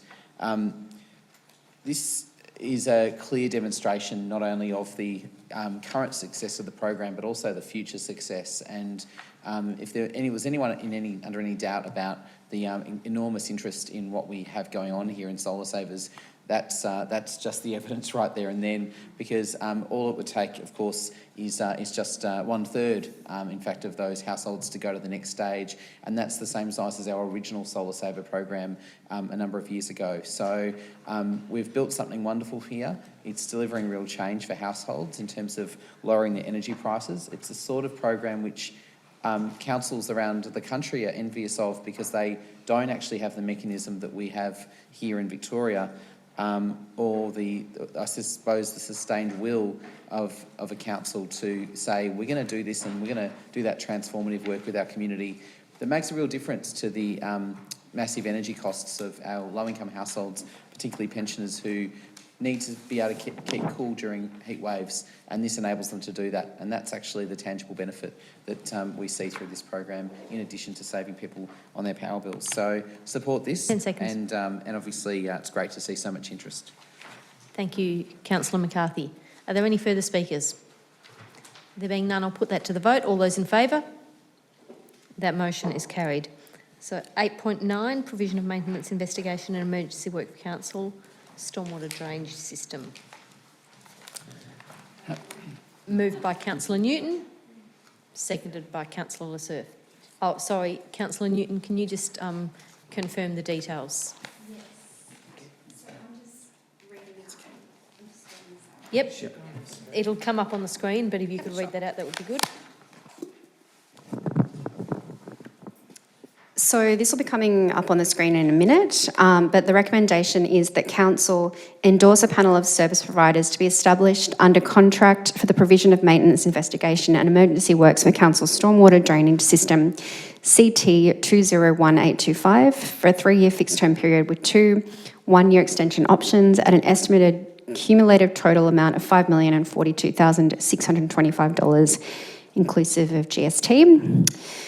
Endorse the panel to be comprised of the following: Brad Sanders, Asphalt and Bobcat, Environmental Services Group PT Limited, RMC Reservoir Maintenance Contractor PT Limited, Interflow PT Limited, ELS Environmental Location Systems, Control Tech Solutions, M. Tucker and Sons PT Limited, Plum Tracks Infrastructure Services, Patriot Environmental Management, Metro Environment Maintenance PT Limited. 3, authorises the CEO to finalise and execute the contract's documentation on behalf of Darebin Council. And 4, authorises the CEO to exercise options for extensions if and when required. And 5, authorises the CEO to approve any future variations to contract. Thank you, Councillor Newton. And that was seconded by Councillor Lasserf. So, Councillor Newton. Thank you, Mayor Rennie. I don't have a lot to talk to with this item. This is basically calling for tenders about the stormwater drainage systems. So we've gone out to tender, and there'll be a panel of service providers that will be looking towards how we do this. Thanks. Thank you. Just to add to those comments, I think just the value of appointing a panel of suppliers is that procurement processes can take some time. The kinds of jobs that these panel members will be going to are reactive complaints, but also proactive inspections. So having them in a panel to streamline a process and not have to go through a full procurement process each time will obviously speed up our ability to start the work on the ground. Thank you, Councillor Lasserf. Are there any further speakers? Councillor Lawrence. I just have a question, Mayor Rennie, through you, perhaps to the officers. In the analysis of the report, it notes climate emergency, and it notes no impact on the climate emergency from this contract, which is a very large contract. But do we have any indication from council's historical records if drainage maintenance and investigation has gone up because of increase in heavy rainfall, which we know is part of climate change in southeast Australia. Thank you, Councillor Lawrence. I'll direct that question to Mr Albertini. For you, Mayor Rennie. We are getting more severe rainstorms at the moment for the changes in the climate itself. So we are getting a lot more requirements to go out there, rectify our drainage networks, and we are doing more proactive work. If you want a detailed analysis, I might have to come back and take that on notice, but that's generally what the trend is now. There seems to be more intense rainfall, which requires us to go out there and clean the drains and do the work. So the proactive work we're doing now, which is contract supports, helps minimise those impacts. Thank you. Councillor Lawrence, would you like to speak to the I'm not asking motion? for any report from this question. I'm just flagging that this is a climate mitigation cost we're confronting. Thank you. Are there further speakers? There being none, I'll put that to the vote. All those in favour? That motion is carried. That brings us to 8.10 on the agenda, contract award, supply and delivery of 2 dual control side loading vehicles. Councillor McCarthy moved and seconded by Councillor Lasserf. And I'll read the words that need to be inserted into the motion, Mayor, which should appear on screen. After the word trucks 2, it should read AdTrans Truck Centre Altona North for the contract sum of $896,281.40. So that's the additional point that needs to be included.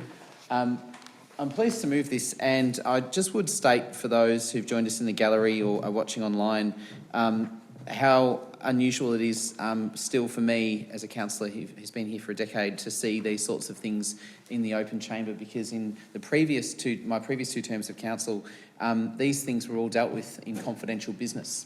And I say that because the visibility that we've provided in relation to all contracts and tenders wherever possible, showing not only who the provider is and who's receiving the contract to undertake work or to provide, in this case, side loaders for garbage compaction, and the amounts is actually a relatively new thing in the history of this council, and it's a thing I'm extraordinarily proud of in this term of council. The numbers here are also quite incredible in relation to these 2 garbage compactors that we're bringing on board, which join as part of a fleet of 14 side loaders. And I just would draw councillors' attention to this figure, which I hadn't seen before, but which is quite staggering in terms of the volume of activity. When you think about the work of a council being rates, roads and rubbish, this is where the rubbish literally is a critical part of it, which is that our own waste collection service involves the collection of 3.34 million garbage bins and 1.02 million green waste pickups annually. I say that because those figures are staggering in terms of the amount of work that goes into obviously delivering that service, delivering the high level of customer satisfaction, a consistently high rate of achievement in that area that goes back a long time. But in order to do that, we need to have the right equipment. We're obviously trying to reduce wherever we can waste to landfill, but that's the sort of thing that takes time and takes dedicated effort, and in the process we need the right equipment to conduct this service. On that basis, I'm happy to support the recommendation, and I would note that in relation to the purchase, just in relation to this report, for councillors' attention on page 96, it states here that the purchase of the 2 new trucks will have higher emission ratings and will reduce greenhouse gas emissions when compared against the truck that will be replaced. That's the direct result of the procurement policy, which says that when we buy things, we're not just looking just at the base costs, but also at the longer term impact, whether it's our emissions, whether it's our social impact, in the case of some other services as well. So happy to support it. Thank you, Councillor McCarthy. Councillor Lasserf. Just to extend on Councillor McCarthy's last point there, I'm looking forward to a time where a report like this comes to council and we are looking to purchase vehicles that do not rely on fossil fuel.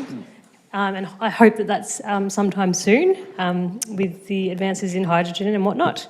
The only other thing I'd like to add to Councillor McCarthy's comments is that that the purchase of these 2 new trucks was done through the MAV. So MAV procurement has an existing tender process which we accessed to purchase the trucks, and they helped us manage that process through their portal.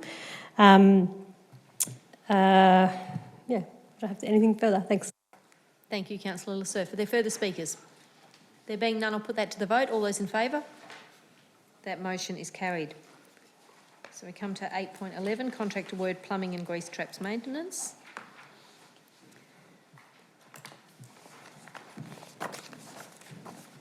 Councillors, is there a mover? Councillor Amir, thank you. I'll just ask if you could fill in the gaps.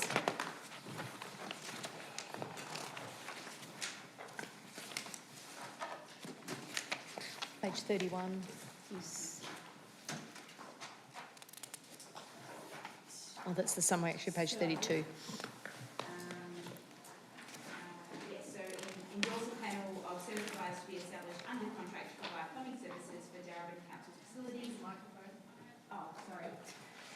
Thank you. Endorse a panel of service providers to be established under contract to provide plumbing services for Darebin Council's facilities for a 2-year fixed term with 2-year extension options of 1 year each, maximum 4 years, at an estimated cumulative total amount of $3,690,102, inclusive of GST plus CPI year 3 and 4. Point 2, endorse the panel to be composed of the following: A, International Plumbing Solutions Proprietary Limited, trading as New Plumbing Solutions, and B, Arden Building Maintenance Proprietary Limited. Is the rest in the in there? We'll get that up on screen. And who seconded that? Was Councillor Lassurf. Councillor Amir. Sure. So this is a contract for all plumbing services, including maintenance and repair of pipe fittings, hot water systems, gas fittings, roof plumbing, drainage, sewerage systems, grease traps, and hot and cold water units. Now, single portfolio. These are the kinds of things that we want running efficiently. We don't want things going wrong. There's been an extensive tender process undertaken with 7 businesses tendering, and might leave it there because it's already quite a late night.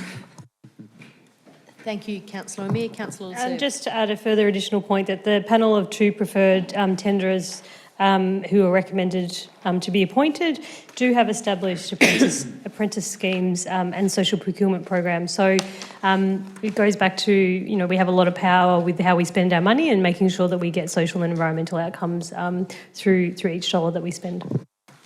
Thank you, Councillor Lassurf. Are there further speakers? Being none, I'll put that to the vote. All those in favour? Great. Councillors, at this point I might just call for a motion to extend the meeting in case we go over. So moved, Councillor McCarthy, and seconded by Councillor Williams. All those in favour? That motion is carried. So we'll move to 8.12, contract award NARC Principal Design Consultant. Happy to move. Moved by Councillor McCarthy and seconded by Councillor Lassurf.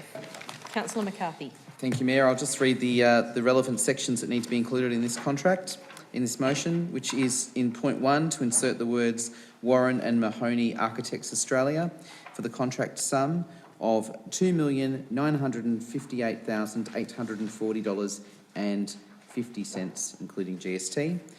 In point 2, to include the words $591,768, being approximately 20% of the contract amount. And that should all appear on screen in a moment. Right to speak? Yep, thanks, Mayor. I'll just... Sorry, the clock shouldn't have started. We'll just stop the clock because we were just... It's fine, I won't be long. Okay. Just as councillors would recall, we've gone through a process which is to find a principal design consultant in relation to the Northcote Aquatic and Recreation Centre. When we go through these processes, we obviously are looking at every aspect of the redevelopment, and we need to undertake a proper assessment, request for tender, and to find someone who is not only fit for purpose in terms of doing the piece of work, but can also deliver the project within our own cost structure as well, and within the allowances that we've provided. This is the sort of project which takes a great amount of time, being the redevelopment of NARC. And of course, we have high aspirations for this development, which means we need the right sort of designer in relation to getting all those metrics in place. I would just draw council's attention to the fact that we are aiming to achieve a 6-star energy rating and to certify the facility as a minimum 5-star under the Green Building Council of Australia's independent certification scheme. This is important because aquatic facilities are notoriously high energy users, and so to get the design specifications in place and to get a design outcome that will lead to a built form outcome, we need to make sure that who we're working with in relation to this project actually knows what they're doing in relation to those ESD components. I'd also just draw councillors' attention to the huge amount of risk management that's gone into this project, and I'm struggling to remember a time when we've had this much level of input in terms of due diligence, because we know that we've got to get this right. So as councillors would see on page 111, quite a detailed series of methodology, and again on page 112, the whole program that's taken place to get us to this point. So I endorse the recommendation and the process that's got us to this point, and look forward to the design outcome leading to the construction outcome in years to come. Thank you, Councillor McCarthy. Councillor Lasser. And I'll just add that this is a 2-year project. So the first year in 1920 will be around developing the conceptual designs and schematic designs, which will lead into the detailed designs into 2021, and the construction documentation. It will be a significant project that is complex. So we need to make sure that we invest upfront in making sure that we get this right, because there's a lot that could go wrong in building a new pool. So I concur with everything that Councillor McCarthy has said, and I'm looking forward to seeing the designs as they come through from the preferred supplier. Thank you, Councillor Lasser. Are there any further speakers? There being none, I'll put that to the vote. All those in favour? That motion is carried. That brings us to consideration of responses to petitions, notices, motion and general business. There are none. Sorry, I've reached the end of my printed agenda page. I'll just move over. We're then at notices of motion, with one notice of motion, 10.1, put in by Councillor McCarthy.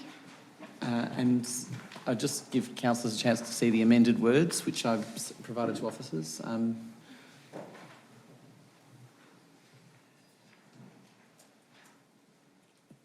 Okay, so that's moved by Councillor McCarthy. Is there a seconder for that motion? Seconded by Councillor Lasser. Councillor McCarthy. Thank you, Mayor.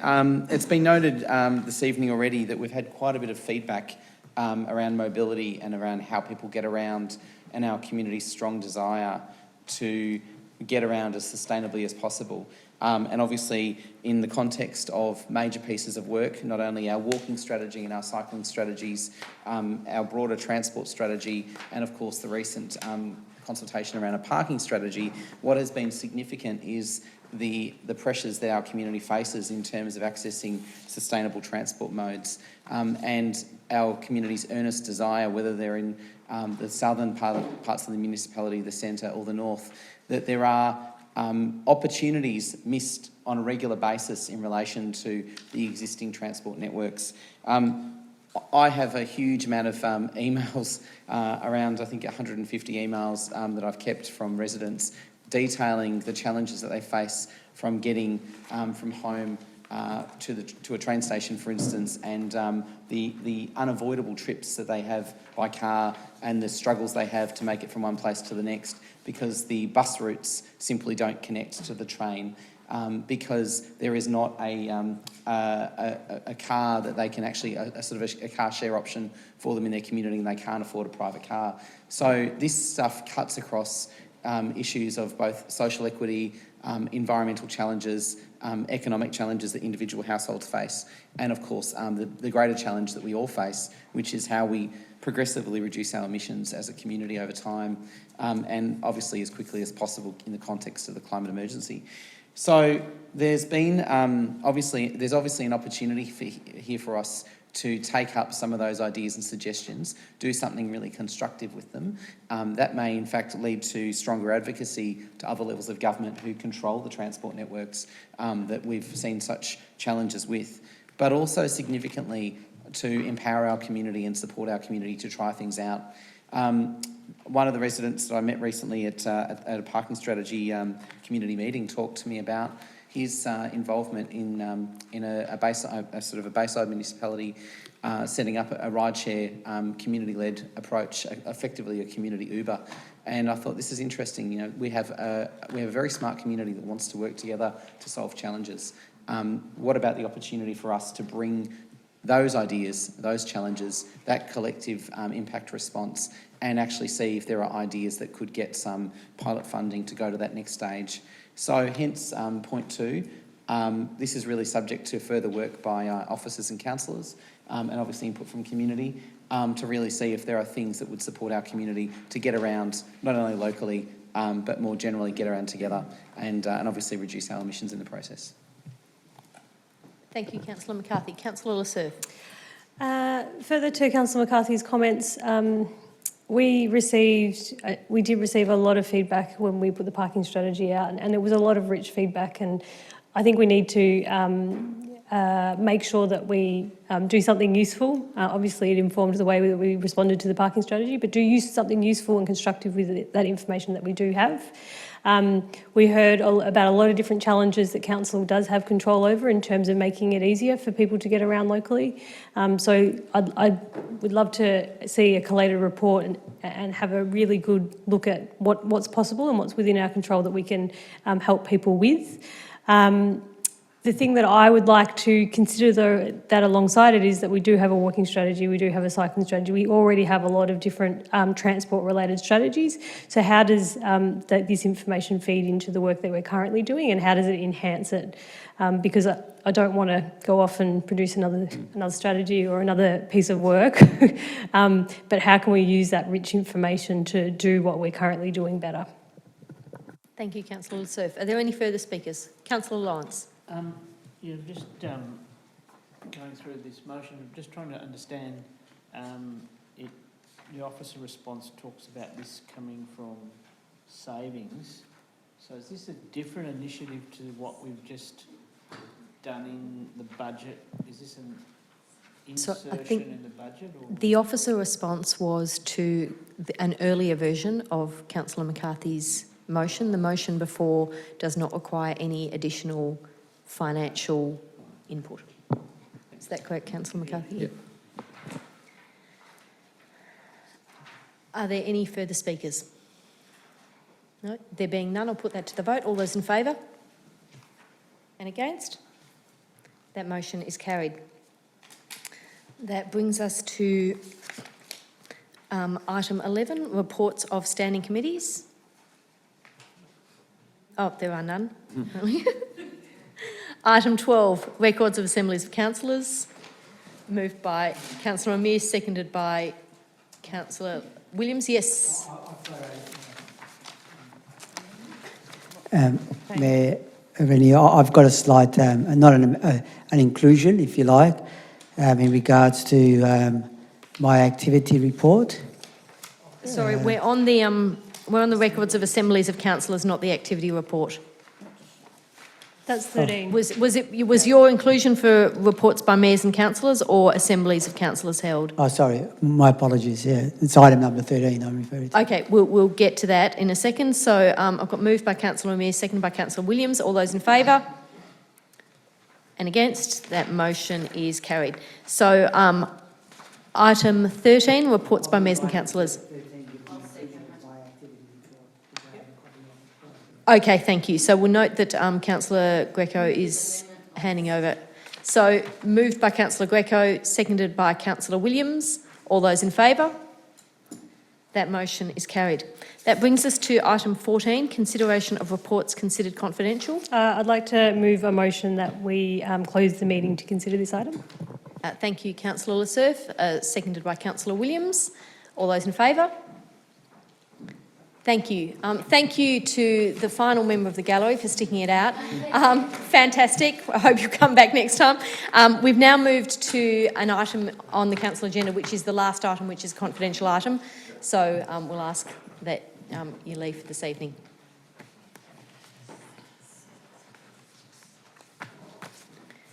So we'll just